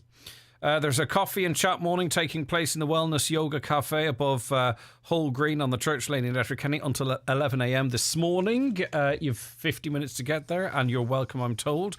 Interesting listening to that man regarding the Garda Reserve. However, there are age restrictions of 35 for joining full-time, which is age discrimination. I think if you pass entry criteria and fitness test, you should be able to join. I think that's a fair and reasonable comment. In this stormy and wet weather, I think often of the families, says this caller, living in the mica houses and how scary it must be. I also think of the people whose houses were damaged in the last big floods and wonder, did they ever get back into their homes, or are all issues related to Donegal just completely ignored by the government? Well, those homes are still boarded up if you're referring to the homes in Burnfoot. And we have people we contact on a regular, or have contact with on a regular basis. That situation is still the same. And yes, as it relates to the mica houses, yesterday again there was a big push on Twitter to get that message out, and myself sitting thankfully in a secure home, I didn't have to worry about what an awful lot of people in this county have to worry about, the wind whistling through your home, the bricks. Maybe it happens in windows and doors you might be used to, but whistling through the walls of your house, that rain being driven in to your property, and then of course colder weather forecast for the next day or two, that moisture despite the cold, and trying to heat your house with these huge prices for fuel. Tough heating a house where the wind's blowing through it, okay, but also then the further damage caused by this rain being driven in, this moisture being driven in to the homes, and then potentially freezing. It doesn't have to freeze, of course, and the damage it causes to these blocks that just simply crumble away like Weetabix. So that needs to be resolved as soon as possible. Greg, if any of other listeners living in the Glencoe area notice the constant rallying going on day and night in the area, revving of engines and such, you can hear all over the neighbourhood every day from early in the morning and late in the evening. Very annoying and frustration to listen to. Speed bumps all over the area, but doesn't seem to stop boy racers. Why aren't the Garda patrolling this area on a regular basis to catch this dangerous driving? Or dangerous driver who's causing disruption to residents? Are other listeners aware? I saw a video actually on shared with me from TikTok. It's not in the Glencoe area, of a person, could have been a man, could have been a woman, I don't know, driving up a road in rural Donegal. It seemed to be rural Donegal anyway, weaving backwards and forwards, around corners and what have you. Not the cleverest thing in the world to post it on social media, but if you were coming around the corner and met that person, it could end in disaster. Because he's making or she's making a decision, right? But another motorist isn't, and would just come on that and could be very seriously injured or worse. But that other problem that caller is referring to is in the Glencoe area. At least one motorist in that area, they say, responsible for that noise pollution, which it is, and also what they say is dangerous driving. Okay, lots to come on the programme, and I say that all the time, but I think it is true. We're going to be speaking very shortly to Fianna Fáil Justice spokesperson, Deputy Jim O'Callaghan. He's calling for tougher sentences or tougher laws to deal with those who attack elderly or vulnerable people in their homes or outside their homes. We're going to be talking to him in a moment after these. It's time for NCBI Bingo on Highland Radio. It's Thursday the 17th of February, Jackpot Day. You're playing for the jackpot prize of €8,800 on the pink sheet. The reference number is S14, it's game number 7. The jackpot number is number 8. This number can come out in any position from the next 10 numbers drawn. And now, here are your daily numbers. 8, 27, 77, 54, 26, 57, 64, 45, 9, and finally 28. Phone your claim to 9104833 before 8 tonight, leaving your name, contact number and the name of the shop where you purchased your book, and we'll call you back the next working day. Get all your NCBI Bingo information at highlandradio.com. The 9 till noon show with Letterkenny Credit Union. Mortgages now available with a personalised service from your local and friendly credit union. Email mortgage@letterkennycu.ie. This Friday, the 9 to Noon Show will broadcast live from Rush Fitness in Letterkenny to celebrate the opening of their brand new state-of-the-art personal training studios. The team at Rush Fitness have an action-packed launch day in store as they prepare to launch Donegal's first boutique-style personal training suite. That's this Friday from 9 to noon, live from Rush Fitness, Lisnenan, Letterkenny. Should have gone to Specsavers. That's what the ads tell you. But for some people in India, it's not that simple. Imagine having no eye tests or glasses.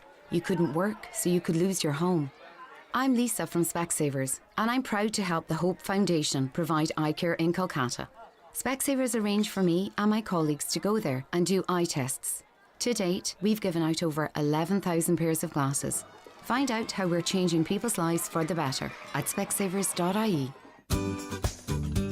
There's more furniture than ever on display at McGinley's Furniture in Letterkenny. With extra floor space, there's more suites, beds, dining room and occasional furniture. Also more rugs, mirrors and lamps, all available for immediate delivery.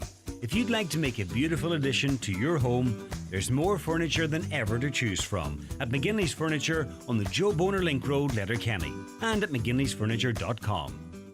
Cattle trade on fire as beef passes €5 a kilo. For more in this week's Farmers Journal, here's Paul Mooney. Factory feedlots drive our trade towards record prices. Supreme Court gives green light for Glanbia cheese plant. We take a look at the measures in the new agri-environment scheme. Farmers with mica-affected sheds asked to come forward. And in Irish Country Living, we explore the rising cost of living and launch our new rural housing series. Plus, don't miss your free newspaper for young farmers, only inside this week's Irish Farmers Journal. On sale now. At Dunn Stores, we've stacks of ideas for Pancake Tuesday. Whip up a better batter with 6 eggs for only €1.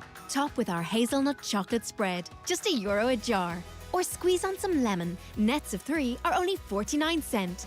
Your choice, our great value. Everything you need to do Pancake Tuesday your way. Plus, with our 10.50 grocery voucher, you save even more. Dunn Stores, always better value. Terms and conditions apply. Voucher can be used on next grocery shop of €50 or more. Okay, the Fianna Fáil Justice spokesperson is Deputy Jim O'Callaghan, and he joins us on the programme now. Good morning to you, Jim. Thanks so much for taking the time out this morning. You're very welcome. Good morning. Good to speak to you. Right, now you are calling, and your party presumably are calling, for tougher laws to tackle serious acts of violence. This, of course, following a number of cases which we've been hearing about over the last number of weeks. Real shocking stuff. What do you think the impact of tougher laws might have? Well, I think it will have an impact, Greg, but I suppose we can't lose sight of the fact that already this month, as you say, there have been 3 vicious examples of aggravated burglaries that the people throughout the country have heard of. We heard of the farmer in Sligo, Tom Nealon, being viciously attacked in his home. We saw in Cork more recently brother and sister Mary and Jerry O'Halloran being attacked. And then there was the Kildare pensioner also attacked in his home in February. And I'm conscious as well, preparing for this, that in Donegal, I think in December in Buncrana, there was a grandmother in her 80s and granddaughter who were attacked in their homes. I'm conscious there's no simple solution to this, but one of the solutions I think has to be tougher sentences. Like in 2001, the Oireachtas introduced a sentence for aggravated burglary. An aggravated burglary is burglary when somebody breaks into your home with an offensive weapon. It's a very premeditated and targeted offence. And the sentence that the Oireachtas decided that should be the maximum sentence was life imprisonment. But we know from what the Court of Appeal has said more recently that the mid-range sentence should be between 6 and 10 years. My own view is that that is too light. It needs to be stronger. And I think as an Oireachtas, we need to get away from what we have as a tendency when drafting criminal justice legislation to impose a maximum sentence, to consider doing something that would be novel, which would be introducing minimum indicative or presumptive and minimum sentences. And that hasn't really been done before by the Oireachtas. So do we know typically what someone, and all crimes are different, and I presume all factors are taken into consideration. Do we know typically what someone is being sentenced to for this type of aggravated burglary? Yeah, we do, because back, I think it was in 2019, the Court of Appeal gave a number of decisions in respect of the type of sentences that should be imposed. And it said for something such as aggravated burglary that the mid-range sentence should be between 6 to 10 years and the high range should be between 11 to 15 But is that years. being achieved? Like, I don't recall reading an article, and I'm not saying that it didn't happen, whereby someone responsible for an aggravated burglary got at least 6 years. Well, listen, it varies, and it can happen that people can get sentences of that mid-range. Yeah. If it's a mid-range aggravated burglary, the Court of Appeal says it's between 6 and 10 years. But listen, unconscious sentencing, the courts have an important role to play in sentencing, but so does the Oireachtas. And we can play a more, I suppose, intrusive role in terms of trying to say what we, the people's representatives, believe the presumptive minimum sentence should be, or an indicative sentence. Because presumably the judges can only use the tools that are provided to them too, to some extent. Well, that's correct. And I suppose to a large extent, virtually all criminal offences, when you look in the statute book, it'll say a person convicted of this offence shall face a maximum sentence of 5 years imprisonment, 10 years imprisonment, or life imprisonment. And that's the general involvement that the Oireachtas has. And I think, and the Supreme Court recognised this in a 2019 decision of Ellis against the Minister for Justice, that, the issue of presumptive minimum sentences wasn't being dealt with in that case. And it is something that is available to the Oireachtas to consider. And I'm conscious, just because the Oireachtas introduces this type of sentence, that to say that anyone convicted of aggravated burglary should face a presumptive minimum sentence of 10 years imprisonment, it's not going to solve the problem. But it does send out a message to society that the lawmakers of the country, that the people's representatives view with abhorrence this particular offence. And I think it also does send a message to the victims or potential victims that we as a society see this intrusion on them as something so serious that requires a minimum sentence of 10 years. Because, we can factor in if there is injuries or that. But, someone who's 84... has lived their whole life probably living someone comes into the home, that whole experience, do they ever feel comfortable or happy in that home again? This would be the type of an act, even if there were no actual violence, that will have an impact on their lives for the rest of their lives. It's a huge thing. And also too, in terms of the minimum sentence, I presume there is some consciousness in people taking the risk. In other words, they might say, well, even if caught, I might be out in 3 years. There's a big difference between that and if I'm caught, I'm going away for 10 years minimum. Yeah, well, I think you're right. And if you look at it, if the mid-range sentence is between 6 and 10 years, the likelihood somebody gets 7 years, they're going to be out in about 3.5, 4 years. But the aggravated burglary, and I think this type of a response from the Oireachtas is useful for aggravated burglary, because that is a very premeditated and targeted offence. If you look at the recent examples, obviously people who are being subjected to aggravated burglary, they were targeted because of their age. They were targeted because they were vulnerable. And I think that's the type of offence where the Oireachtas should be staging, where you have that level of premeditation, that a presumptive minimum sentence should apply. And I think, it's something we could start looking at in respect of aggravated burglary. And I think it would have an impact, because people who are heading out to break into Tom Nyland's house or into Gary and Jerry and Mary O'Halloran's house, they think twice about it if they thought that, well, if we're caught doing this, we're going down for 10 years. There's also obviously sometimes, at least, if not most of the time, an element of casing whereby people might cold call. Do we need to look at tougher sanctions for people that are found to be cold calling at someone's house for no particular reason? If they don't have ID or if they don't work for a particular company, or would that be too hard to sort of quantify or get a handle of, I wonder? Well, I think we're better off focusing on the offender in this instance, Greg. I think the person who has made the conscious and deliberate decision to break into a house, to bring an offensive weapon with them in order to frighten and threaten the occupant of that house, that person, if they're convicted of that offence, we need to focus on what type of sentence they should get. Obviously, there are a whole load of other factors we need to take into account in terms of trying to deter this type of crime. And such as ensuring that elderly people on their own, people calling them, people shouldn't be calling at night time, to frighten elderly people. And there are measures that could be introduced. But I just think in terms of focusing on the minimum sentence here, that we should focus that on individuals who are convicted of a serious offence. And finally, whilst looking at that, then, people, often the public will express frustration that oftentimes, if caught, these people are re-offenders or have offended before. Does there have to be? Do we have to look at that also? Well, we did look at that, and I referred to the case of Ellis against the Minister for Justice, and that was a decision in 2019. And the Oireachtas prior to that had made a decision that if a person was convicted of a second firearms offence, that person would be couldn't do that because it was treating people convicted of the same offence differently.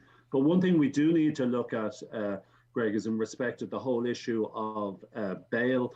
I remember spoken to Charlie McConalogue about this. He's very conscious of it as well. When it comes to the issue of bail, we need to ensure that people who have previous convictions for serious offences and then they're charged with another offence, when it comes to that, they shouldn't be granted bail. We had a referendum back in 1997 to deal with this, and the people overwhelmingly voted in favour of changing our bail laws so somebody who was believed likely to commit a future offence wouldn't get bail for a serious offence.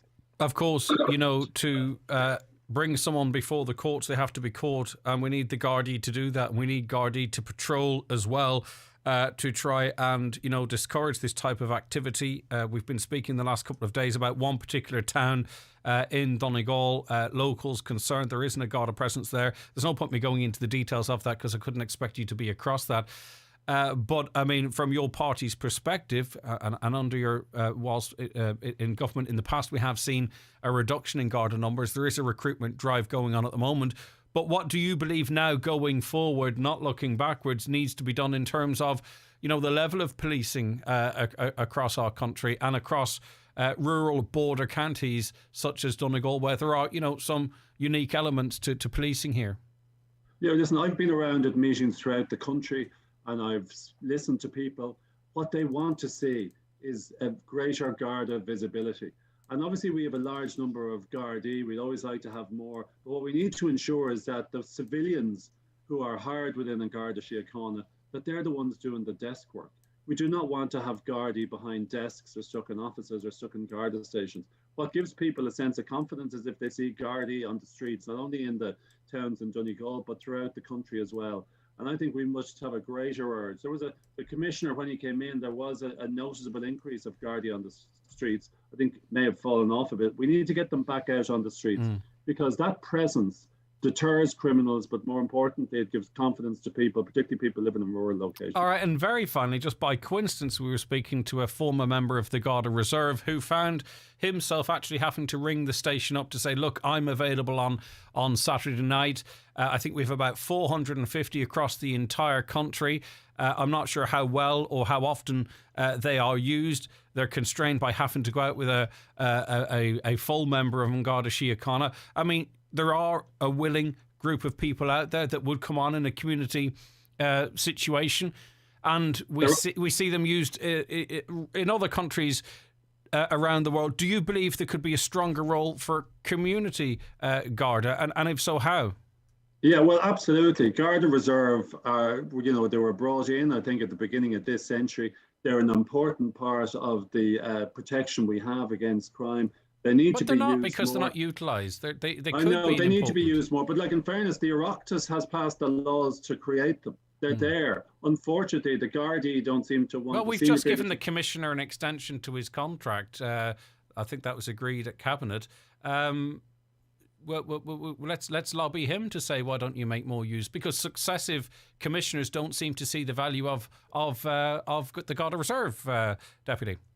I think you're right, and I've put down questions to the Minister for Justice about the Garda Reserve, why they aren't being used more by the Gardaí, and it may be the case that there's a certain concern, if I put it that way, on the part of the senior figures in the Gardaí in using the Garda Reserve. I think we need to use them more, because the presence of a Garda Reserve out there, if you think of the numbers we have, even 500 more around the country, it would add to a greater sense of confidence that people would have, and they could do a lot of the work that sometimes isn't essential for Gardaí, in terms of just seem to be patrolling a sports event or patrolling a music event. That could be work that could be done by the Garda Reserve to enable the Gardaí to be in more. Or walking up and down a street without a Garda station in a town as a presence. Listen, thank you for your time this morning. I appreciate that. Thanks, Greg. All right, take care of yourself. That's Fianna Fáil Justice spokesperson, Deputy Jim O'Callaghan there. The 9 till noon show with Letterkenny Credit Union. Now offering mortgages with life cover provided at no additional cost. Letterkenny Credit Union, 9102127. You have one new message. Hi, Claire. Auntie Dee here. I just wanted to say a big thank you for skipping my party. We had a great night, and everyone was so happy you didn't come. Now you take care. I hope to see you soon. Bye. No one will thank you for turning up to work or anything else when you're sick. Stay at home and get a test to protect yourself and others from COVID-19. From the HSE, for us all.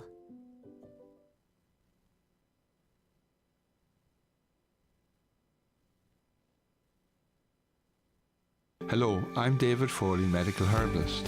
Are you suffering with a cold, flu or sinusitis? Then ask for Irish Botanica echinacea, a traditional herbal remedy. Irish Botanica echinacea is your natural solution to relieve the symptoms of the common cold, flu and sinusitis. Call into the Natural Way, Letterkenny Shopping Centre for more information. Getting ready for the football season ahead. Visit Brian McCormick Sports and Leisure, Main Street, Letterkenny. Adidas Copa Sense football boots in soft ground and firm ground from only €80. Adidas Classics, Copa Mondial, World Cup and Kaiser Cup SG. Just arrived. The new Predator Edge .1 FG in black. Football boots, gloves, shorts and socks. In store or online. Click and collect on bmcsports.ie.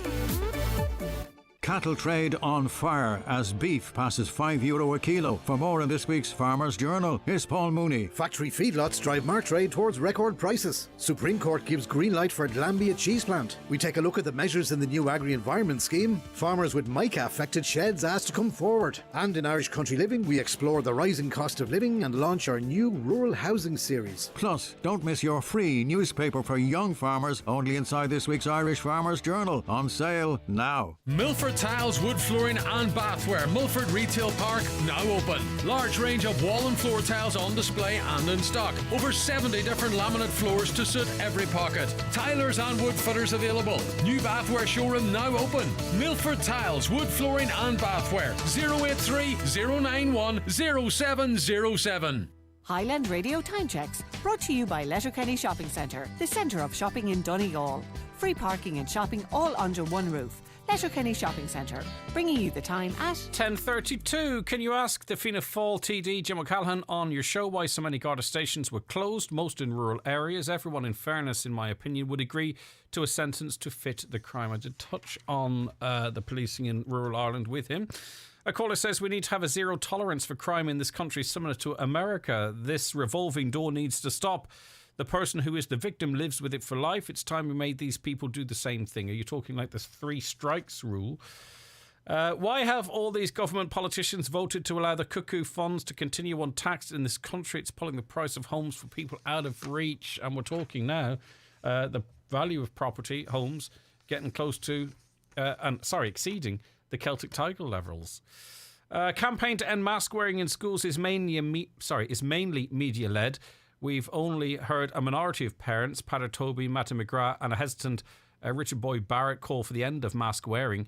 Teacher student unions, political parties, most medics and NEFID are urging caution on this policy. Never thought we'd get comfortable with masks, but we have, and it has led to fewer flu outbreaks, etc. Hope workers and the public will still have a choice over masks after NEFID bowed to media pressure. I think the role of media, mainstream media, in matters like this is over-amplified. I think the public have loads of different platforms to have their say. I think the public drive a lot of the issues, not the media. I think in terms of, using their social media, other platforms, lobbying TDs. TDs aren't worried what I'm saying. TDs are worried what the people that voted for them are saying. They read the room. They say, right, okay, now is the time to do this. Yes, the media has an important role, but it's not as important as some people might think. That is in my opinion. I think a lot of things are driven by people now, and they share their views between programs like this and on social media and elsewhere. I think the days where the media could drive something through or make such a change, personally speaking, I don't think it's there at the moment. But listen, I'm open to correction, but there's a ton of different platforms out there. The whole mental health system needs to be reviewed, says this caller. People with mental health issues should not be seen in an A&E department, adding more pressure on a system that can't cope with other day-to-day issues. Another, that woman is talking the truth. It's such a struggle to get help for mental health and for autism as well. And another one, I rang up the GP for my son and the receptionist said, what is the issue, so I can give the GP a brief. I have a real issue with this. Where is the privacy gone? Why should I be explaining anything to a receptionist?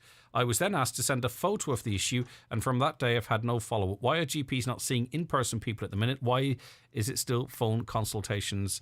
It depends from GP practice to GP practice. I personally believe receptionists would respect your confidentiality as much as the GP might. They play an important role, very knowledgeable in what they do, the majority of them, I would suggest. And also it is, whether we like it or not at the moment, a form of triage in that they have to prioritise. And if it's something that is not urgent, well then the GP can have a look at the receptionist's note and then put his patients or her patients in order. There is huge pressure on GP services at the moment. It's only going to get worse. But I understand why people want to get back in and see the GP. And in some practices, your GP might be taking a different approach. Personally, I would trust the receptionist to treat my call with sensitivity and confidentiality. Okay, we're going to take a break for a piece of music. If you're watching us on our social media, there'll be radio silence for a couple of minutes. The rest of you can enjoy the next song, and we're going to play it especially this morning for my good friend Olivia in Pillar Park in Buncrana. Happy birthday, Olivia, from Philippa. Here is Rita Ora.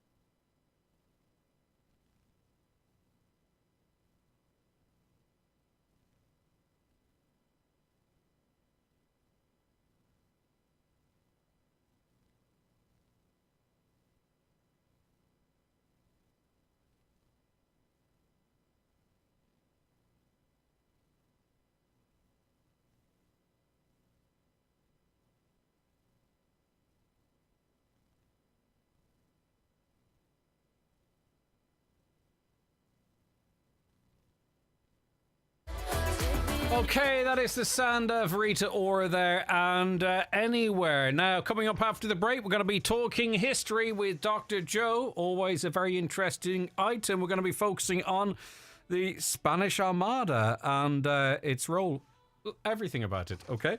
If you want to watch Dr. Joe and me have a conversation, go onto our website right now, highlandradio.com. You'll see the Watch the 9 till Noon show icon there. You can click on that and watch it in your browser, or if you want to go onto our YouTube channel and give us a like or subscribe there, please subscribe and hit the bell. That's Highland Radio Ireland to watch the programme on YouTube with us daily, or on Facebook it's Highland Radio or Highland Radio News and Sport, and you can chat and engage with us and see our guests there as well, like Deputy O'Callaghan and Dr. Joe Kelly coming up shortly. But of course, as I say, the easiest thing perhaps maybe for you, highlandradio.com, open it up there, and if you want, if you've got a Chromecast or a Chromecast enabled TV, you can hit that icon on the top right and even, can you imagine, cast it up to your big screen. Okay, stay with us, Dr. Joe on the way. The 9 till Noon show is brought to you by Letterkenny Credit Union, offering low-rate car loans with fast approval. Apply online at letterkennycu.ie or in office today. There was a monster who lived in the trees, in a house that would rattle and shake in the breeze. It was cold and small, with a terrible leak that would drip on her head and her hands and her beak. She needed it fixed and all in one batch because she had an egg that was ready to hatch. So she went to the credit union for a renovation loan and got new windows, insulation, and extended her home. Monster loans from the credit union. Imagine more. Loans are subject to approval. Terms and conditions apply. If you do not meet the repayments on your loan, your account will go into arrears. This may affect your credit rating, which may limit your ability to access credit in the future. Credit unions in the Republic of Ireland are regulated by the Central Bank of Ireland. At Tesco, we're always looking for ways to make shopping easy for everyone. That's why we're giving one lucky customer the chance to win a brand new Nissan Qashqai. To enter, simply complete your first shop with click and collect on tesco.ie by March 6th. There's never been a better time to shop online. Book your free slot today. Tesco. Every little helps. Terms and conditions apply. Competition open to first-time click and collect shoppers only. Purchase required. Open to Irish residents aged over 18. Offer valid only until the 6th of March. For full terms and conditions, see tesco.ie. Store and Go Springtown Dairy, the north of Ireland's only temperature-controlled smart access individually sized storage units. Store and Go offers storage for personal storage, house moves and renovations, business storage for excess stock or filing systems. Once signed up, you can access 24 hours a day through an app on your phone, gaining access through 4 levels of security to your most precious possessions. Call Store and Go Springtown Dairy on 02871 278 900 to discuss your needs and get bespoke advice, or get a free quote at storeandgo.net. The Cheltenham Festival is almost here. Get informed with The Irish Field's award-winning Cheltenham magazine, produced in association with Goffs. Trainers Willie Mullins, Gordon Elliott and Henry de Bromhead all feature. Read the story behind the unbeaten honeysuckle. Simon Rowlands provides expert analysis, and there's interviews with many other owners, trainers and jockeys hoping to visit the winner's enclosure. The Irish Field Cheltenham magazine. In shops now, or order your copy on theirishfield.ie. Hi, Dad. Just popping on to say hi, love. How did you manage to video call? I'm a bit of a computer whiz these days. I can see that. And it's not just video calls. With High Digital's free online course, Paddy also learned to do the grocery shopping. And you can too. So how are you, Dad? Hang on, I've a very funny gift to send you. Or is it GIF? Learn essential online skills today at highdigital.ie. Brought to you by Vodafone Ireland Foundation, Active Retirement Ireland and Alone. Vodafone, together we can. All right, good morning. We're talking history now with Dr. Joe Kelly, a historian. Good morning, Majin Y. Joe, how are you today? Majin Y, Greg, agus the Loch Deishteach, and to your listeners in Highland Radio, good morning to you all. It's good to have you with us. Now, in our previous conversations, we've touched on the Spanish Armada, and why not? Because it's such an important part of history and our connections with here and there. We'll talk about that more in a moment. So take us back to, is it 1588? Is that the era we're talking here? Yeah, 1588 and around that time. It was a very, very unsettled century. In fact, it probably was the most bloody century we had in European history up until World War I, World War II. There was a lot of instability with countries jostling for control and power and expansion. And so that would end up with what would become known as the Spanish Armada, essentially an attempt by Spain to conquer England. But the roots of the story are far more complex and far more interesting. When Henry VIII died, he had turned towards Protestantism. Who was going to take his place? And it eventually became his daughter from his first marriage, Catholic marriage, would have been Mary. She then became known as Bloody Mary. And Bloody Mary was about 38 or so when it was arranged that she would marry Philip II of Spain. And so they would unite Spain and England as one kingdom. Okay, before we get to that, Bloody Mary, people would be familiar with the alcoholic cocktail. Too early for one, I would say now, but I suppose they do say it's 5 o'clock somewhere. Is that derived from her? If so, why? What's the story there? Well, it's made from vodka and tomato juice and other spices and different herbs and things like that. And what's her source? Quite bizarrely. Well, the idea possibly was that the redness of it, that people were persecuted because she turned back towards Catholicism. And there was about 280 Protestants persecuted killed at the stake, burned by Mary, Queen Mary Tudor. But what was maybe unfair in some way, what she did obviously was mad stuff in today's terms, but Henry VIII had also persecuted people, and so did Elizabeth, as we'll see later on with the Spanish Armada. So it was kind of commonplace to do that, even though it wasn't right, but it was religious persecution. And she then, because England then eventually went towards Protestantism, she was seen as the worst inflictor of persecution, thus the Bloody Mary, thus the tomato juice and so forth. Okay, right. So we've got Queen Mary of England, Philip II of Spain. They married to sort of bridge the two areas. How did that work? How did they get on? Well, they were planning to have a family, and they were married for 4 years, but Mary died, so that put an end to that. So that led to complications. So now who was going to become the next king in England? And next in line was later would become Elizabeth, Queen Elizabeth. And so Philip would have known Elizabeth. He would have visited her while she was in captivity.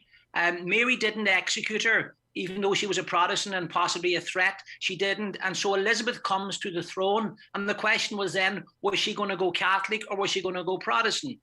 And Philip II actually made a formal proposal to marry her. And she actually always kept a picture of Philip II in her chambers. So she seemed to have had a good relationship initially with him. But she turned his proposal down. And Philip then eventually married a French princess.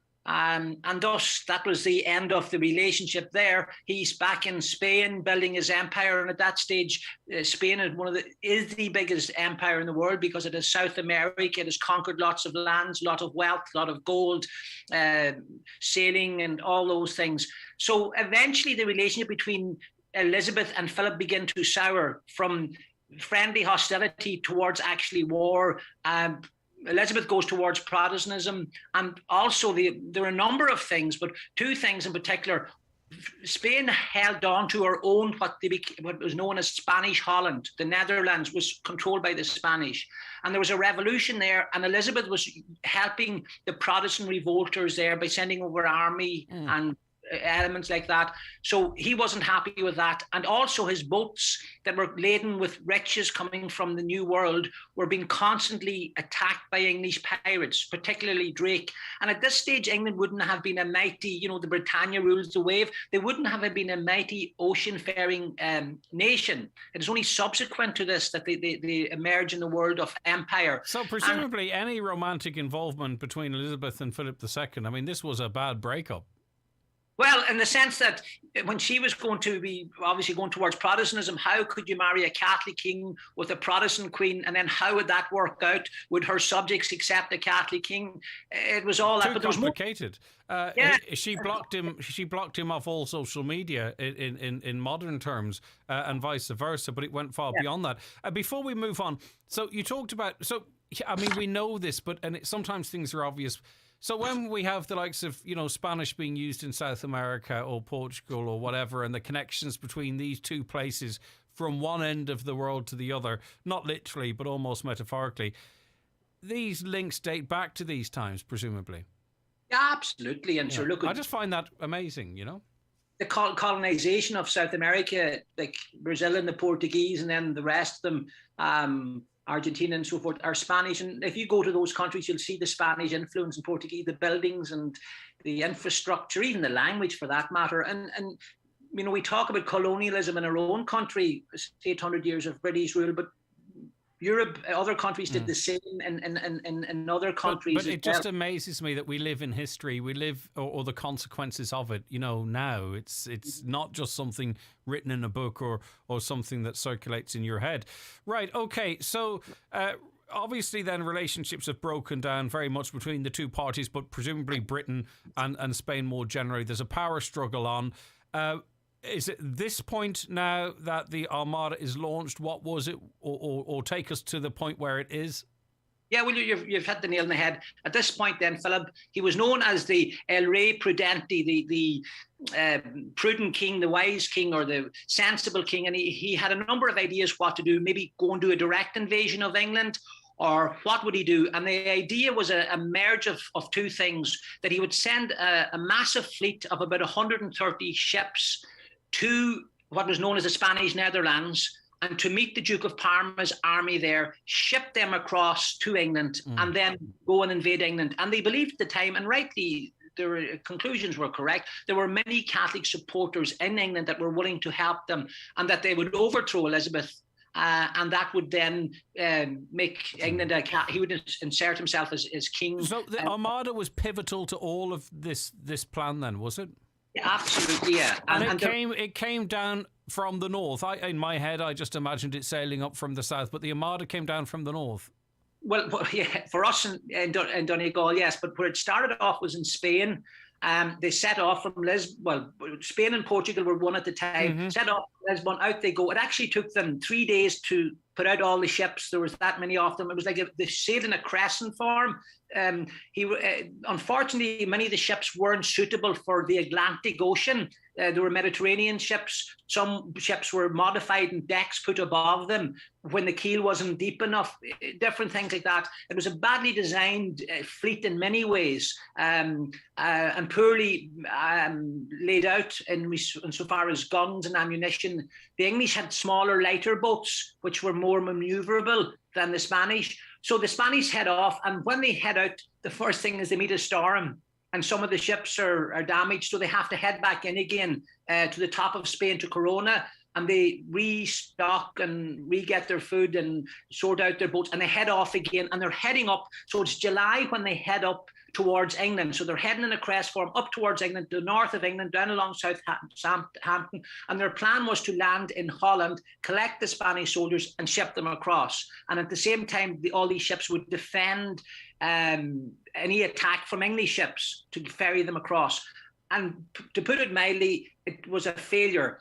Weather went against them. The ship's organisation went against them. And between one thing and another, they find themselves on the other side of Holland and England, heading up towards the other end of England, the east coast of England. And the decision is, do they head back now again and try to get back to Holland? They missed the rendezvous. So up the east, they ended up going up the English Channel then, effectively, didn't they? Up the English Channel. And they were, in fairness, the British... but where were they, where were they head, where was their destination?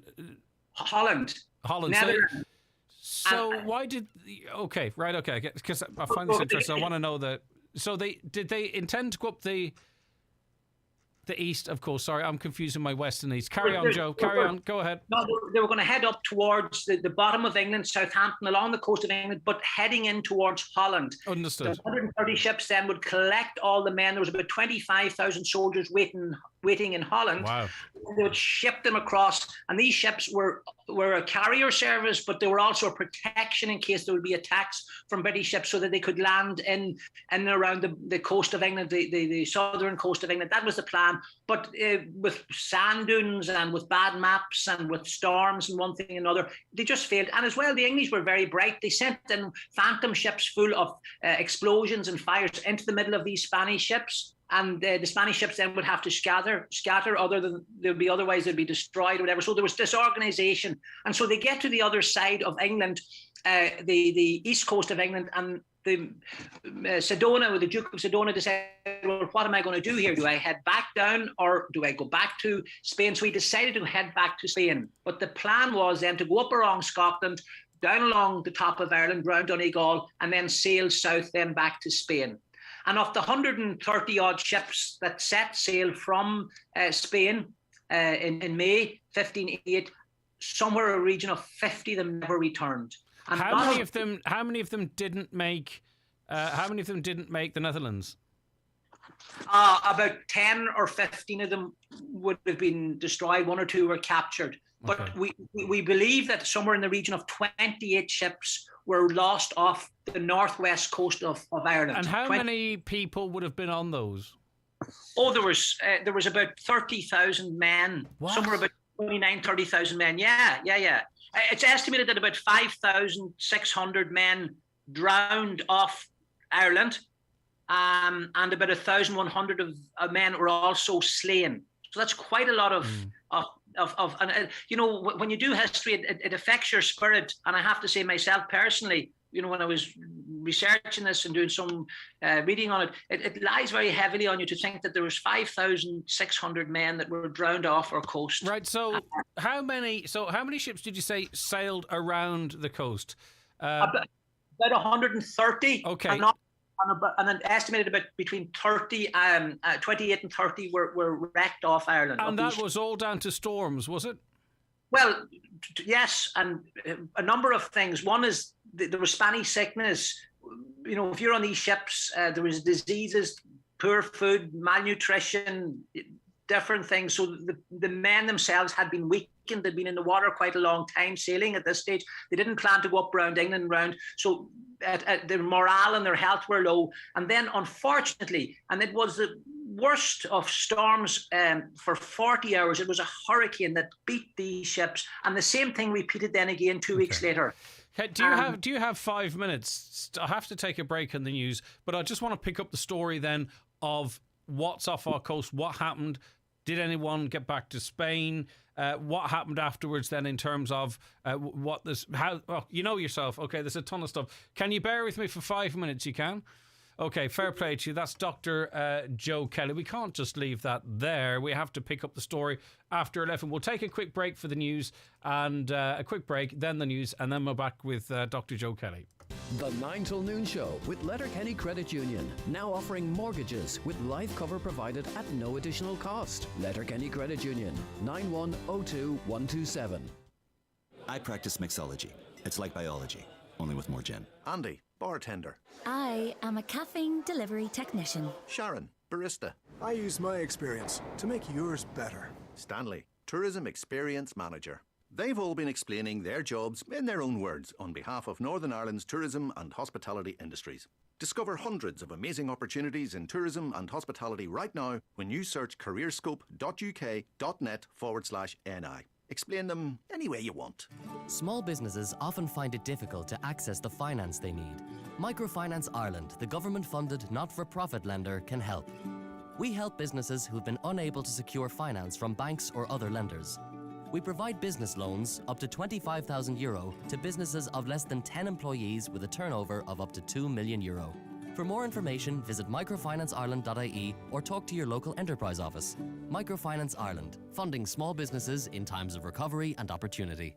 In harsh winter weather, Watson Hire have all you need to stay safe and keep warm. There's great deals on coal, Calor gas, firewood and heating oil with free local delivery. Also electric, fan, halogen and oil-filled heaters. See in-store and the fuel store at watsonhire.ie. Great offers on winter clothing and boots. And for any hire items, there's still the weekend hire deal of 3 days for the price of one. All at Watson Hire, Kiltoy, Letterkenny, with free parking at the door. Win with low prices from SuperValue with great offers like SuperValue Irish Round Roast, save 33%. Epic! Selected fruit and veg like carrots 1 kilo, 49 cent. Super! Daz Powder 60 wash, 9.50. Smashed it! And Abellio Albarino, now €10. Winning! Win with SuperValue low prices. Enjoy alcohol responsibly. I joined Bluebird Care as a healthcare assistant.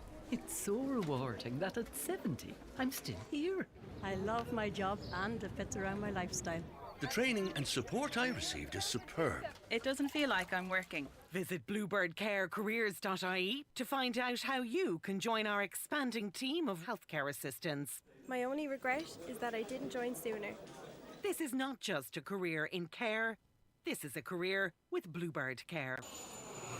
Ireland Radio weather updates with Ireland West Airport. Ronaldo, De Bruyne, Cavani. You can now see both Manchester teams in action with Ryanair's twice weekly service to Manchester.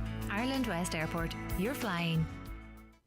Okay, so let's have a look at that weather forecast for you, and I can tell you that today will be a blustery day with bright spells and showers, some heavy with hail, highest temperatures of 5 to 7 degrees, and of course you're well abreast of the situation as it relates to Storm Eunice. Okay, Dr. Joe is going to be rejoining us very shortly, but at 11 o'clock we'll get a news update, and it's over to Catherine Gaffney. Good morning, Catherine. Thanks, Greg, and we have the latest as it relates to Storm Eunice. Status red wind warning has been issued for Cork and Kerry ahead of the storm tomorrow. Met Éireann has also updated its orange alert, with 14 counties in the bottom half of the country set to be impacted. Donegal and the rest of the country will come under a yellow wind, snow and rain warning. It's expected an end to the legal requirement for wearing face masks in shops, schools and on public transport will be given the go-ahead, as NPHET is due to recommend an ending of the practice when it meets later today. The Taoiseach hinted that a change could be on the way, with the expectation the advice will be to lift the requirement, instead leaving it up to each person whether they want to wear a mask in public settings or not. The Minister for the OPW says the corn and flax mills and new mills will not be given any significant funding unless visitor numbers increase. The OPW-owned facility on the outskirts of Letterkenny is said to have huge tourism potential, with calls for it to be promoted better on a national stage. People with outpatient appointments in hospitals should be given free parking. That's according to Intu's Pater Tobin and Independent TD Cathal Berry, who are putting forward a bill in the Dáil later that would allow 3 hours of free parking for visits.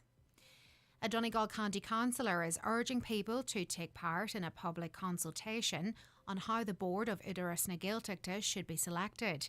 The public and interested organisations are being invited to share their opinions and suggestions in writing with the department in relation to the matter between now and the 25th of March. And the Parents Association at Moville Community College has expressed frustration over slow progress on the long-awaited extension at the school. The building, which was first promised back in 2015, will effectively be separate to the existing school but will be linked via a walkway. That's it for now. We're back with more at 12 noon. Okay, Catherine, thank you very much for that. Dr. Joe Kelly is still with us. Good morning to you once again, Joe. Right, okay, so the Spanish Armada, or what's left of it now, is off the northwest coast. How far off the coast of Donegal are we talking here? Well, the route that was set out by the Duke that was overseeing it, Sedona, he had suggested that they stay well off the coast of Ireland. And in fact, he warned them not, if possible, not to land because the dangers that would befall them should they land on Ireland. He realised, obviously, the tension that was there and that if they did survive and came on shore, they may not necessarily have the welcome that they might anticipate. And what people maybe don't realise is that at the time, the English were unsure what was happening. Were they going to come back down and attack England? They hear then that there's ships off Donegal and off the north coast. Are these new ships? Is this a double-pronged attack? Or is it some of the Armada? Are they going to come to Donegal? Are they going to start an attack there? There's a lot of insecurity at that time. And you can imagine how long it took a message to travel.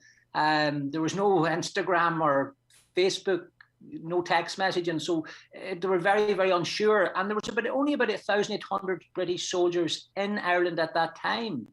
So the Spanish, had they joined up with O'Donnell here in Donegal and O'Neill, they would have easily overthrown the English here now. Do you imagine, though, there was a point whereby, these ships are starting to face this weather? Presumably they knew there was land relatively close. None of them broke away to try and seek shelter, did they? Oh, yeah, some of them had to. Absolutely, they did, yeah. Numerous ships did come into safe waters just to look for shelter in the hurricane that they endured. The first ship that went down was a Castello Negro. It was all the sailors were lost. We're not sure exactly where it is. Some believe that it's off the Rosses. There were 300 on board that. They have the records from the ships that left and the numbers of men that were on it, sailors were on it, and then the numbers of ships that returned. So this is how they figure out the number, but the number of people that died and the number of ships that were lost. But there was quite a lot. There was another boat called the Hamburg, and that foundered off northwest coast of Donegal as well. And then you had the Trinidad Valencia. That's probably what best known. They're up in North Inishowen and Kinnago Bay. And when they arrived, in fairness, the Shan O'Doherty there welcomed them, but about 200 or 300 of them already had drowned on that boat. And he fed them and looked after them and give them as much assistance as possible. And as did the Sweeneys. The Sweeneys were the rulers, say, Doe Castle there, and then up around Duncanneely there were the Sweeneys as well. And so a lot of ships came in along the Rosses into Killybegs and along there. And he actually, if you were to look at the kind of charity or the kindness of those Sweeneys, they fed about 1,500 to 2,000 sailors that came in. There were 6 different vessels that had been damaged and abandoned. So they were hoping to jump on some other ship that might still be able to carry them and then head on to Spain. Was there any blowback for those that assisted? Long term, yes. Short term, no, because I always say that Donegal is very different. When you see the tourism ads up here, it's different. Donegal had not been conquered. We were the last county to be conquered by the British, by the English. They had no presence here in the county at this time. So they had no army here. So the local chieftains were still in control. And we have a good record here in Donegal on how we treated most of those sailors. Having said that, the O'Donnell family, and we'll talk about him another time, Hugh Rua O'Donnell, he was in captivity in Dublin Castle. He was only a young boy of 15. And the O'Donnells sent up 30 Spaniards to Dublin Castle to the British, hoping that it would do a swap, that they would release Hugh for these 30 Spaniards. And in fact, they executed every one of the Spaniards. Oh, wow. Okay. Stay with us. Brian's joining us here. Brian, how are you getting on? No, I've lost Brian. Okay. Because he was going to talk about Bert and the fact that some of these Spanish sailors are buried there. Right. In terms of artefacts, what's been brought ashore, I believe the anchor in Donegal town is from a ship from the Spanish Armada. Is that correct? Yeah, from what I understand, yes. So it's huge, right? I'm trying to get an idea of scale about the size of these ships. So can we take maybe an average trawler? Because we're talking about our coastal community. How would one of these ships compare to one of these trawlers in terms of scale? Well, there's a number of things there. First of all... Well, there's a number of size of trawlers as well, but anyway. Yeah, well, the first thing, they varied in size depending on what their function was. Some of them were smaller, some of them only carried food and supplies. Some of them were heavily armed with guns. Some of them then were for transporting men. Yeah, that was the nature of it. So there were different types of ships. Now, the difference between the Mediterranean boats are lateen boats. We would have had more clinker boats here in the Atlantic Ocean, they had stronger keels, they had deeper keels. So a lot of these boats were not suitable for what they were meant to go through, going around the northwest coast of Ireland and round through Donegal. So the ships varied in size. Some of them carried gold, and there's a lot of prophecy and folklore. Yes. This gold was to be used to pay when they would land in England, to buy people and to engrace them towards what the Spanish were endeavouring to do. So look, there's no doubt about that there was wealth on these boats. So there's gold in those coasts off the Northwest Hills then?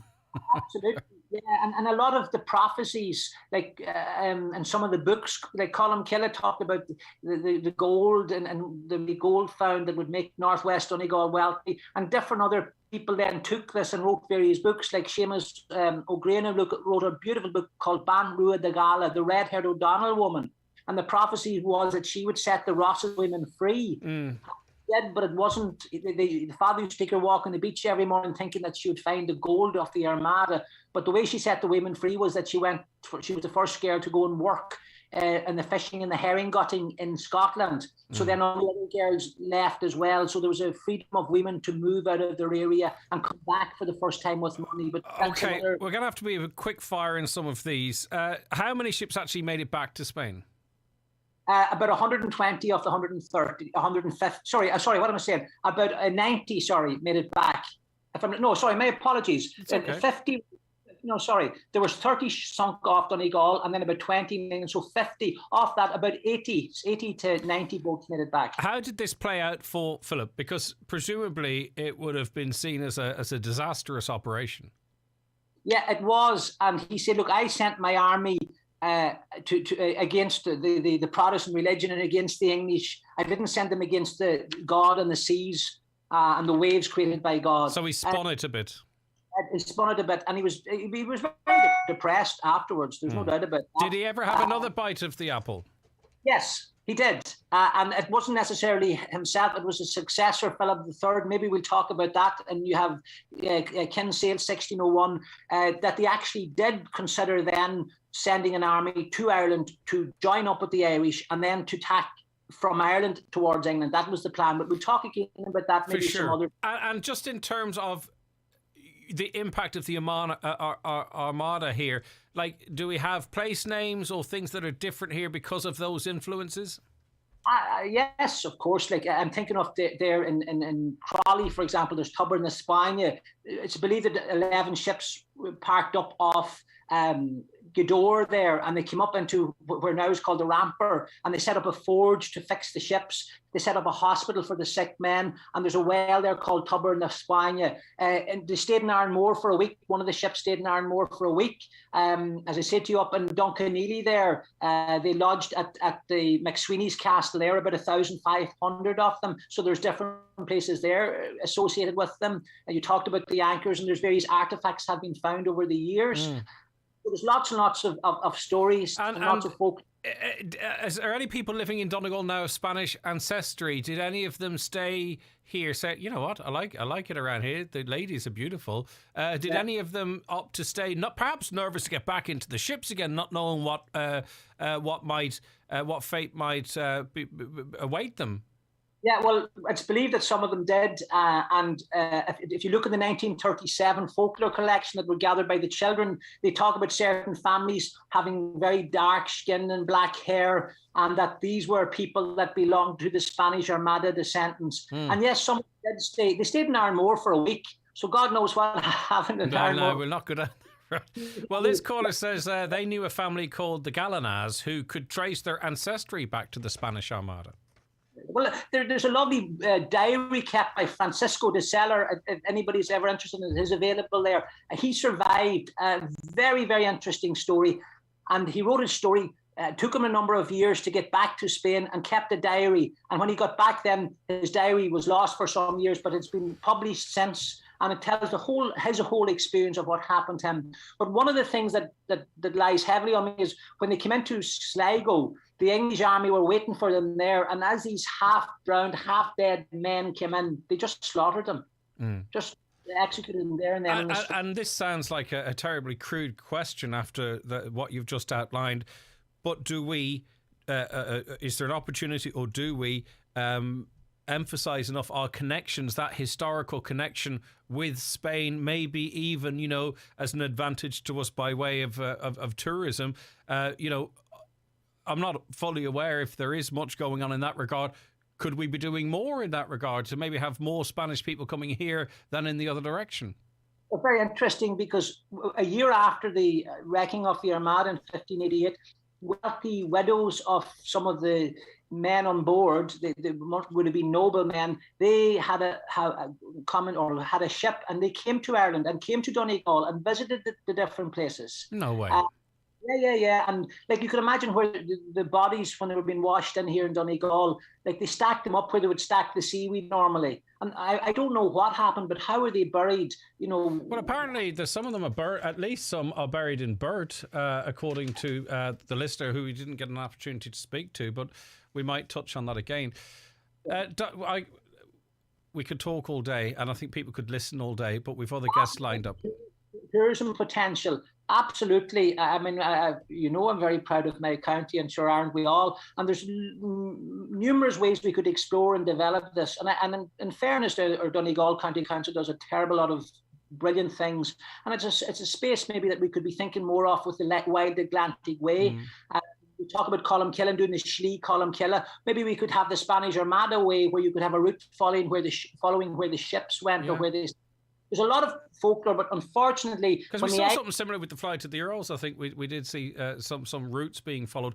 I just find it amazing that in Donegal town and elsewhere, there is an anchor that started its life in Spain that followed on this arduous path that you've been outlining, that this ship and all associated with it perished off our coast. We went out, we trawled that in, and the anchor is sitting there with its chain, and you can go up and engage or touch that, and you are literally connected to 300 or 400 years of history. I find that amazing, and we should definitely be promoting this stuff more. What would have happened had Spain, Philip II, conquered England? We'd be speaking in Spanish, probably. Where would that have left us with Northern Ireland? How would our have changed? That's a full other half hour. It's just what would not have changed. But just before we go, the Spanish Armada influenced a terrible lot of Irish writing and culture, folklore and so forth. And it is believed now, there's different views on this, but Robert Louis Stevenson, that wrote Treasure Island, that he came to Gweedore in the 1880s, sometime around that, and stayed with the minister, Carson, at the time. And it was from Gold Island. He was told it was Gold Island as opposed to Gold Island, and that the whole story of the Spanish Armada was told to him there, and that it's believed then that from that he got the idea of Treasure Island and all that went with that book, and the idea of the captain with the parrot on his shoulder, if you ever look at the book. Well, according to the local folklore, the captain was drowned, but his parrot was still alive and was standing on his body when they came across him. So there was a parrot going around Gweedore for some time after, I understand. So look, there's lots of folklore, lots of story. I can just imagine this parrot flying around Gweedore chanting to everyone. Anyway, listen.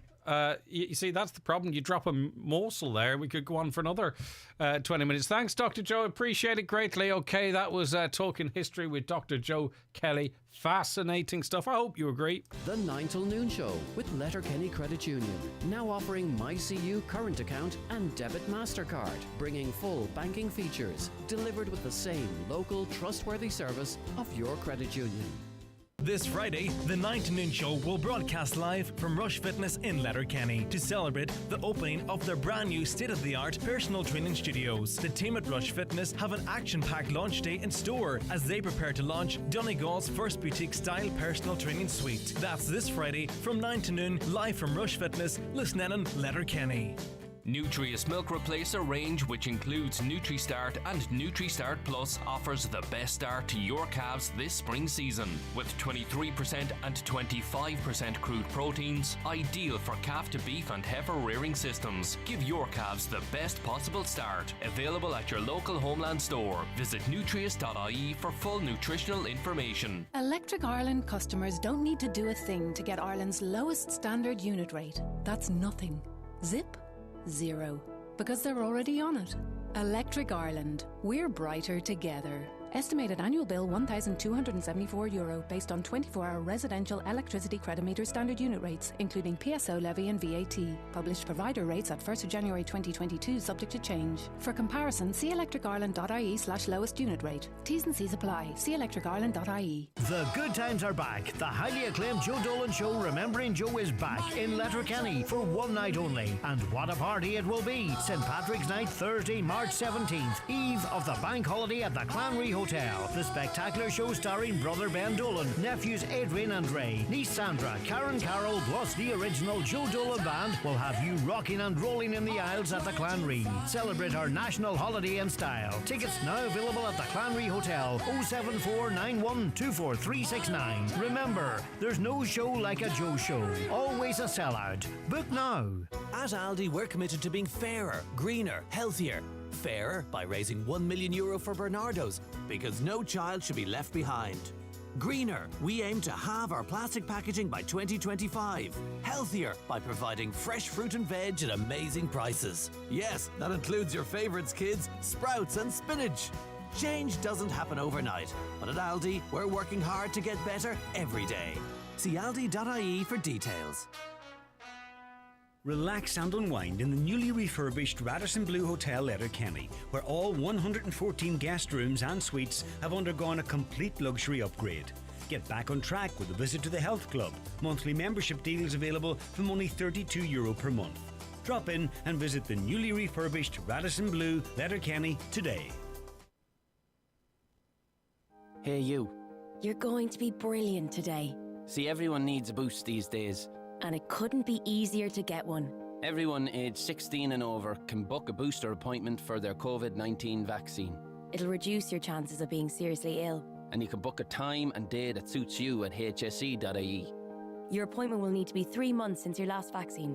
And wait 3 months if you had COVID-19 since you were vaccinated. Visit hse.ie now. From the HSE. And you're welcome back to the programme now. Every year, multiple times in the 1 year since parking charges were introduced to Letterkenny University Hospital, there have been calls. There were national calls in 2018 for a review of the charges locally. There have been calls to find out where the money goes. You know, what's the money being used for? What's the advantage?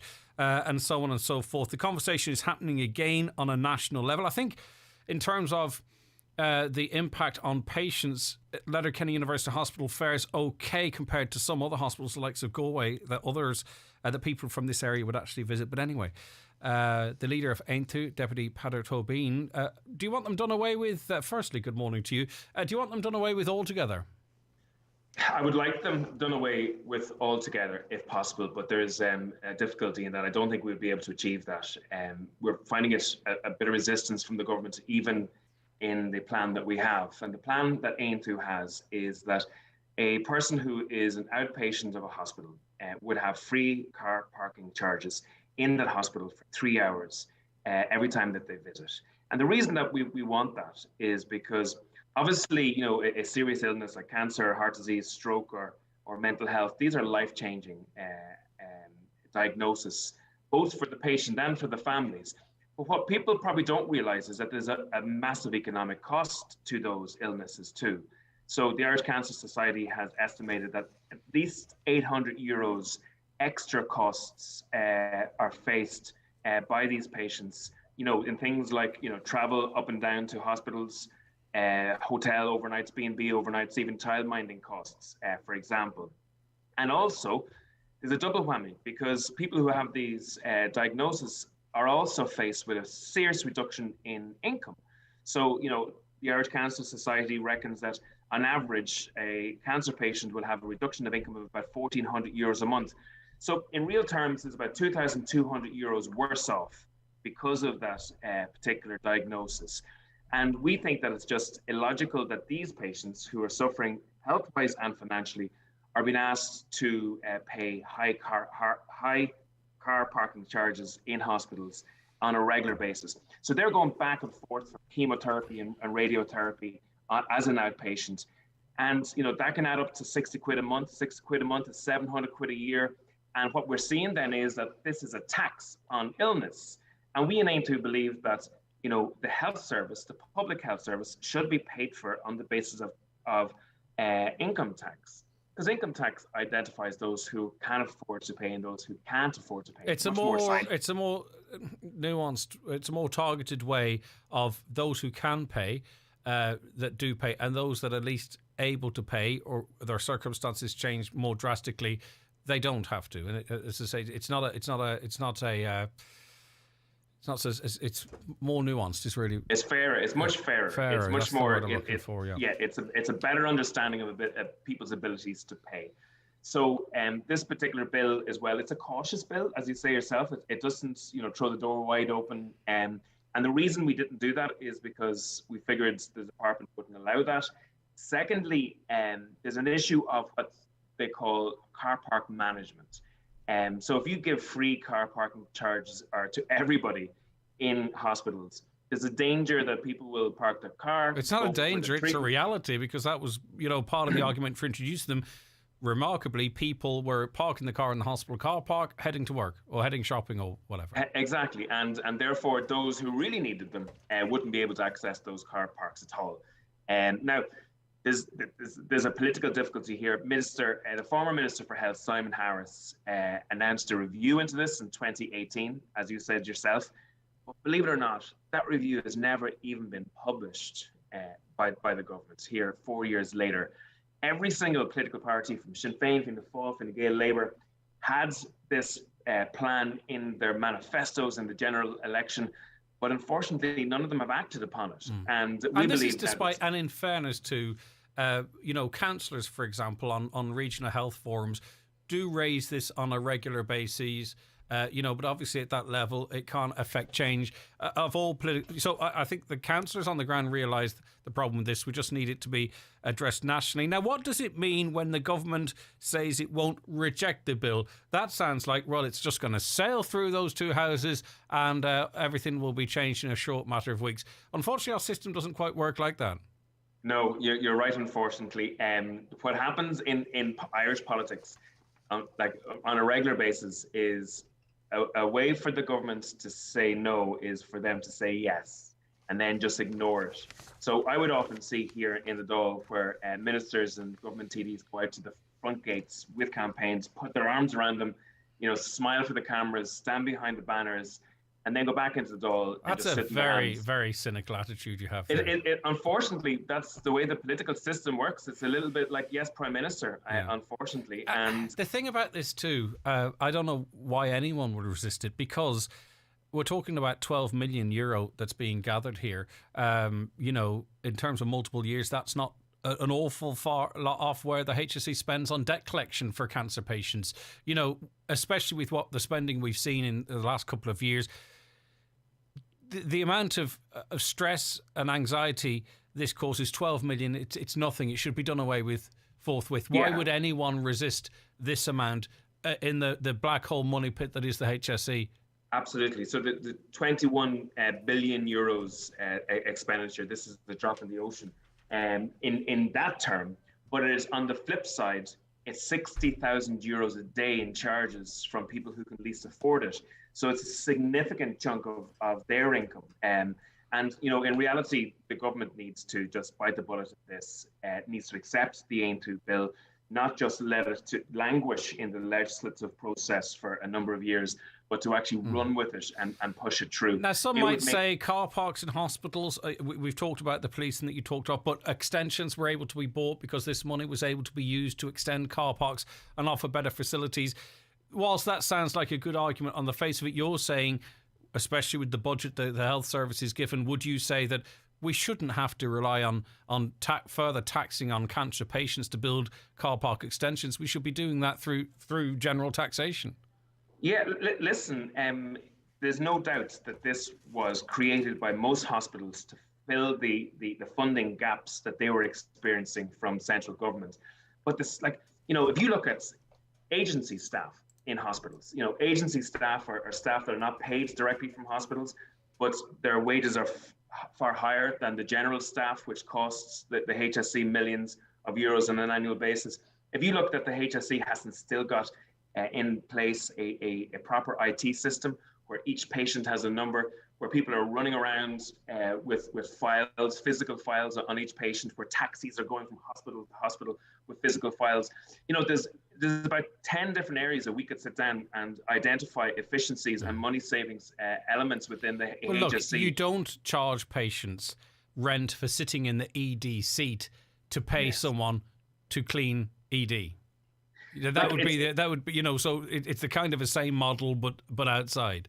It's incredible. In University Hospital in Galway, they offer free car parking charges for the first 20 minutes. But what's happening is patients are leaving the waiting rooms every 20 minutes to drive the car in and out. Like, it's bananas. Because of the Irish Cancer Society's campaigns, we do know that about 12 hospitals have started to reduce their charges. But that's very opaque. It's not very clear. Many patients are using the hospital. It really is as well. There are some actual good schemes that work there. I know, say, for instance, you can get a pass down at Letterkenny University Hospital for €15 for a week. That's still too much for some. But is it? Are people aware of it? Is it well publicised? This is it. So you have to be in the know in certain aspects to be able to access that. Listen, we're talking about people who have had life-changing diagnosis. Many people who have a black cloud hanging over their families, where their actual existence is under threat.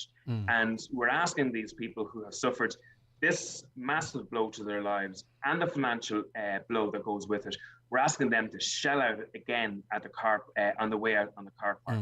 It's just not good enough. The government is taxing ill health. They're taxing sickness. We need to cop onto ourselves as a state. Okay. We need to show these people compassion, give them support, and that's why I'm asking people to support the Ain 2 bill. Right. So just very finally, so I haven't confused it. What you want this to have, not just no resistance, but you want it to have cross-party government support to get it through both houses. Is that really? Yeah, exactly. We don't want the government to just allow this through and let it bounce around the legislative process for years and not make progress through the Dáil. We want the government parties and the opposition parties to grab this and run with it.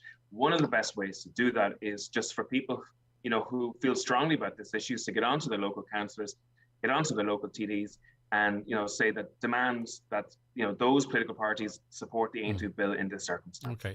Finally, are you okay? How are you feeling? We spoke to you last year. You were at a medical scare yourself, and you were using your platform to get a message out there. Are you in good form? Everything okay with you? Yeah. Thankfully, the cancer just hasn't recurred for me, thank God. And I'm still going for the 3 monthly checkups, whereby they do a full skin scan just visually to see is there any moles. And to be honest, now and again, the consultant knocks off a mole here and there, but it's minor business compared to where I was at a year ago. The only scars I have now is I look like my head looks like a boiled egg that's had its top of it by a spoon at the moment. But thank God we're hale and hearty. All right, good stuff. Ready Good for to the hear. fight. Okay, thank you very much for joining us. Thank you. All right, take care of yourself. Okay, back with more shortly. The 9 till noon show with Letterkenny Credit Union, now offering mortgages with life cover provided at no additional cost. Letterkenny Credit Union, 9102127. For great fuel deals, contact Gortley Sales and Hire. Large sacks and trailer loads of logs. Also briquettes, coal, kindling and gas with free delivery locally. Contact Gortley Sales and Hire in Letterkenny on 9126276. If the medical experts get it wrong, everything changes. From misdiagnosis or delayed diagnosis to surgical injury or even poor treatment. All have physical, emotional and financial consequences. We're here to help. So if your treatment didn't go according to plan, speak to our experienced medical negligence team at McElhenney and Associates. Find us online or call 074 917 5989. McElhenney and Associates Solicitors, Stranorlar. In contentious business, a solicitor may not calculate fees or other charges as a percentage or proportion of any award or settlement. For a huge selection of furniture, all at one showroom, pull into Grove Furnishings in Letterkenny. Sofas, beds, wardrobes, tables and chairs. Also a range of carpet, vinyl, rugs and laminated flooring. If it's time for a change, it's time for a visit to Grove Furnishings. Grove deliver throughout Donegal, Derry and Tyrone.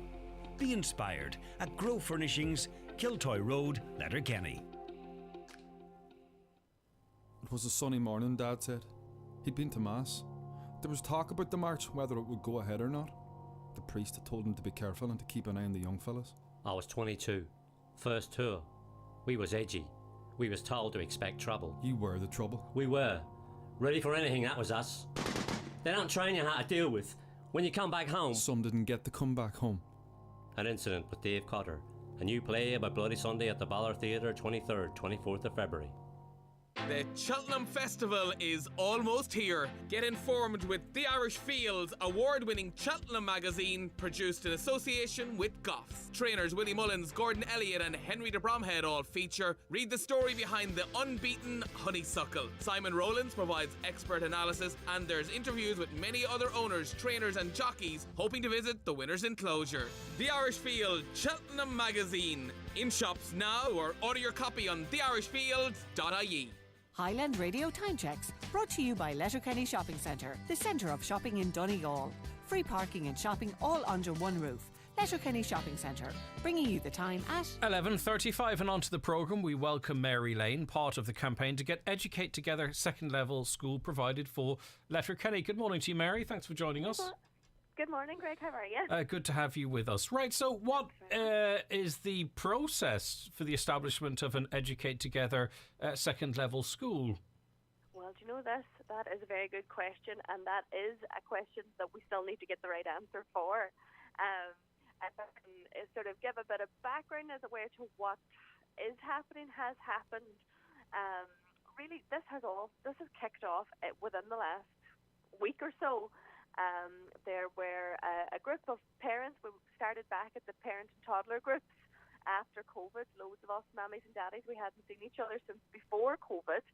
And we were now back at the baby groups with our pandemic babies, and our then toddlers are now in primary school. And we just got talking about primary schools, and, you know, that they're all starting off, and, you know, chatting where have each of our kids gone and that. And there was a lot have gone to the Educate Together primary school. Now, I know my sister is an Educate Together secondary school teacher in Dublin, so I'm sort of familiar with the ethos of an Educate Together secondary school. And I asked if anybody was aware if there was any campaign or any motion happening behind the scenes to get a secondary school for the town, and nobody had heard of anything. And before we knew it, we had a whole gang of mammies and daddies all standing around chatting, going, right, come on, we have to do this. So at the very early stages of this then, the committee has been, and campaign is forming now, so a lot of questions remain unanswered. So we don't know yet is a perfectly acceptable answer to any of my questions, Mary. But what need would a Educate Together secondary school in Letterkenny serve? Well, to be very honest, it would be a fresh approach for education in the town at second level. The four pillars of Educate Together are equality-based, co-educational, learner-centred and democratically run. And the students are at the centre of everything that is happening. It is, from my observation, a new world of how a school is run, by obviously the staff, but also by the parents and the students who are encouraged to be in active participation at every point throughout the process. There is a lack of choice for co-educational schools in Letterkenny. Even the number of children, young people who are in single-sex education in Letterkenny is over 1,700, whereas there's only just over 500 are in co-educational. But there is that may change in the not too distant future, though those wheels can turn quite slowly. Yeah, you say not too distant future. 10 to 15 years is what the government has said. Suppose, yeah. Our children will be in university or in their jobs by the time that could come to fruition. Okay, do you know then, Mary, or do we know, sorry, then how are they funded? Do you know what I mean? Like, is there an Educate Together organisation? You know, because obviously you either acquire or convert a school, but probably build one from scratch. It's a huge undertaking. Is that done through fundraising from the community, or is there do is the responsibility on the Department of Education to provide it if the need is there? Yes, so my understanding, and I am happy to be corrected if I have got this kind of wrong in any way, my understanding is that first there is the assessment of need in an area as to whether or not an extra school is required. Once that need has been established, it then does pretty much get put out to tender for all interested parties who wish to take patronage of the school, and that there is an Educate Together body, and they oversee 21 second level schools in the country at the moment, in addition to all the primary schools.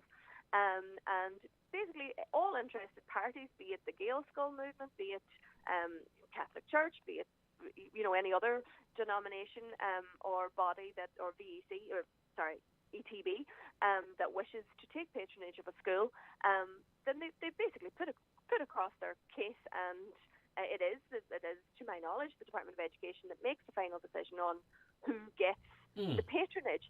But for Letterkenny, even if there were other bodies interested, we do think that the Educate Together would have a very, very compelling and strong case within the town, because there are other, there is an ETB school, there are two Catholic Church schools, there is the Gael College, and as well, because there is the very growing Educate Together primary school, there definitely is. Okay. So this, sorry, Mary, I have to move along just to wrap things up. But we'll speak down the line, I'm sure.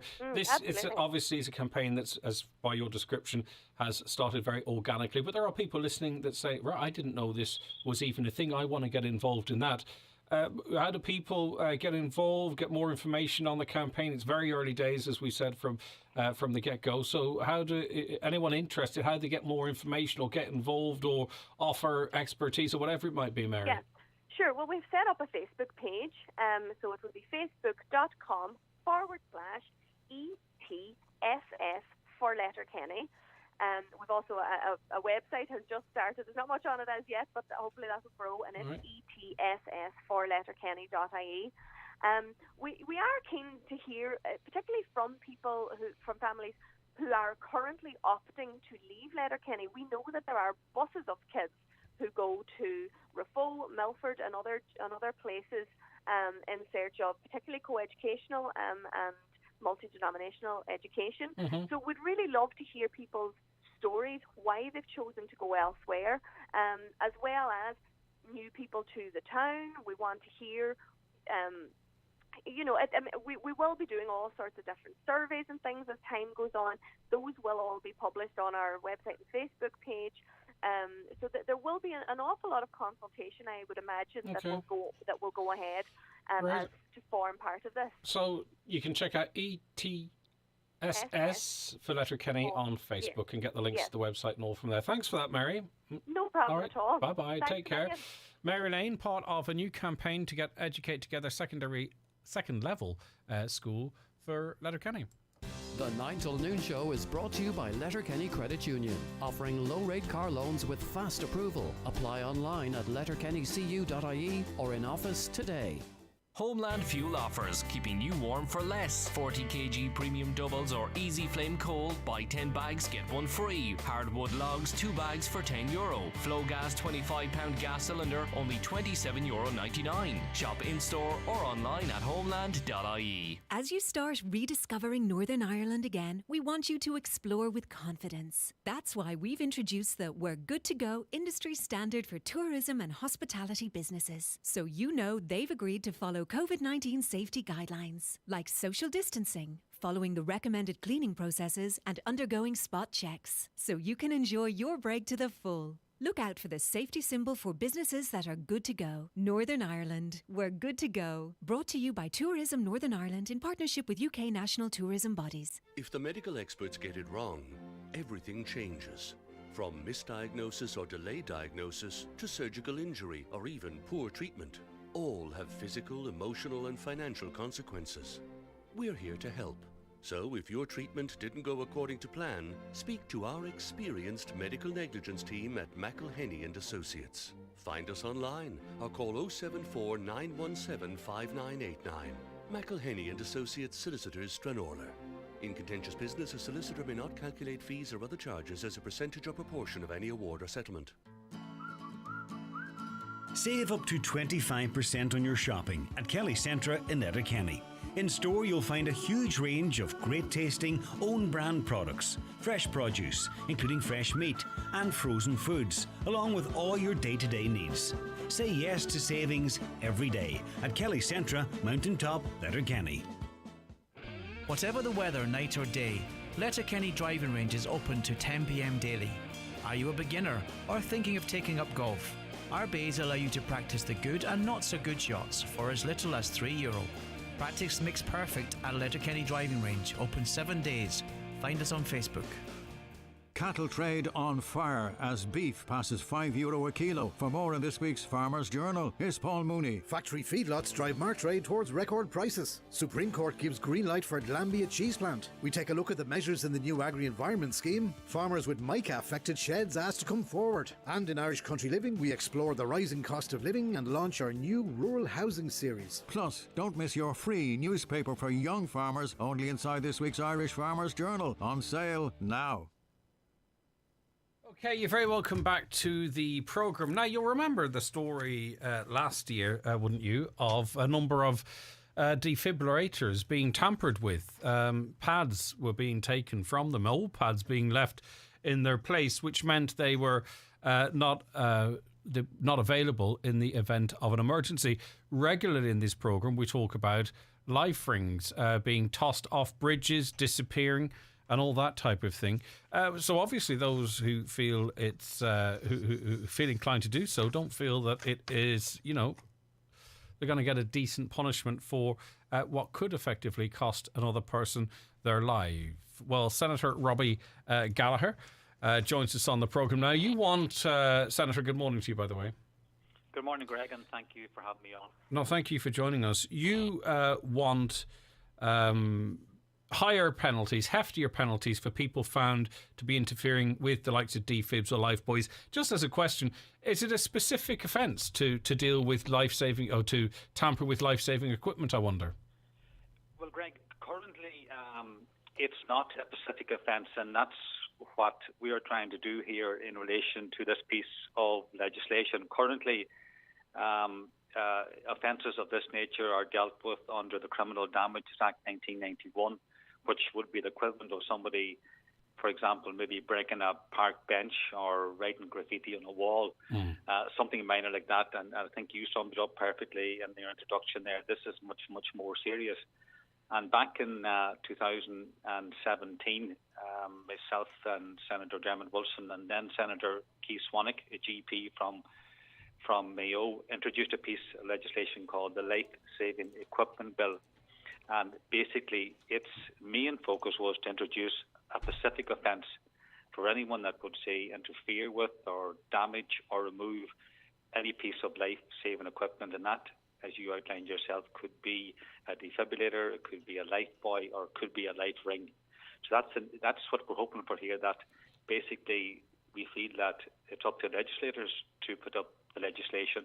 And we feel currently, unfortunately, this particular offence and examples of it, and you've dealt with them in your own station, where defibrillators are damaged or life buoys or life rings are taken away, is hugely serious, and it could be, without over-egging it, be a matter of life or death. Yeah, for sure. And it means too, if this were passed, a sign could be erected close to it, and there'd be public information out there as well, which states that if you tamper with or are found to damage this piece of equipment, you could face a prison sentence of up to 5 years, a €50,000 fine, or both. That would stiffen the cuff. Absolutely. I think we need to send a strong message out there that this is hugely important. And apart from the aspect where we could be talking here about potentially saving someone's life, say, for example, in relation to a defibrillator, this is what we're talking about here. But not alone that, Greg. Approximately, we have about 2,000 defibrillators located through every length and breadth of the country. And they were put there, by and large, by volunteers, whether it be a GA club, soccer club, or even a business that fundraised to put them there in the first place. And then we had people voluntarily coming forward as first responders who took time out of their own time, that is, and went and got trained and kept themselves upskilled in order to be able to respond to somebody in their hour of need. And not alone, it's also a crime on the community, and it's a crime on those people. So I think we owe it to those people and to the community at large to send out a strong, strong message here that, listen, anybody that interferes with this will be dealt with very, very stringently. Why is it taken 5 years so far? What's the hold-up? Up until now, I'm disappointed to say that the previous government, there was some resistance to this. They felt that there was legislation already in place to deal with this, and we had difficulty moving it forward. Since the change of government, we've had a number of meetings scheduled with the department. We have more scheduled next week, actually, to try and move this forward. I'm hopeful and confident we've moved on now, Greg, to committee stage, and we have only one more stage left before it's finished in the Shannon, and then it moves on to the Dáil, and from there to the President to become Listen, law. the courts aren't going to be flooded with people being brought before them under this legislation. I just think this is one of those where the law would be 99% deterrent. Absolutely correct and right, and that's what we're doing here. We're sending out a strong message that anybody that is caught doing this will save a very, very stiff penalty if dealt with through the courts, and ultimately that's the message we're trying to get out here, because it is as simple. This could potentially save someone's life. Yeah, all right, okay. And it's a huge problem right across the country. We hear a lot of it, but we don't hear all of it.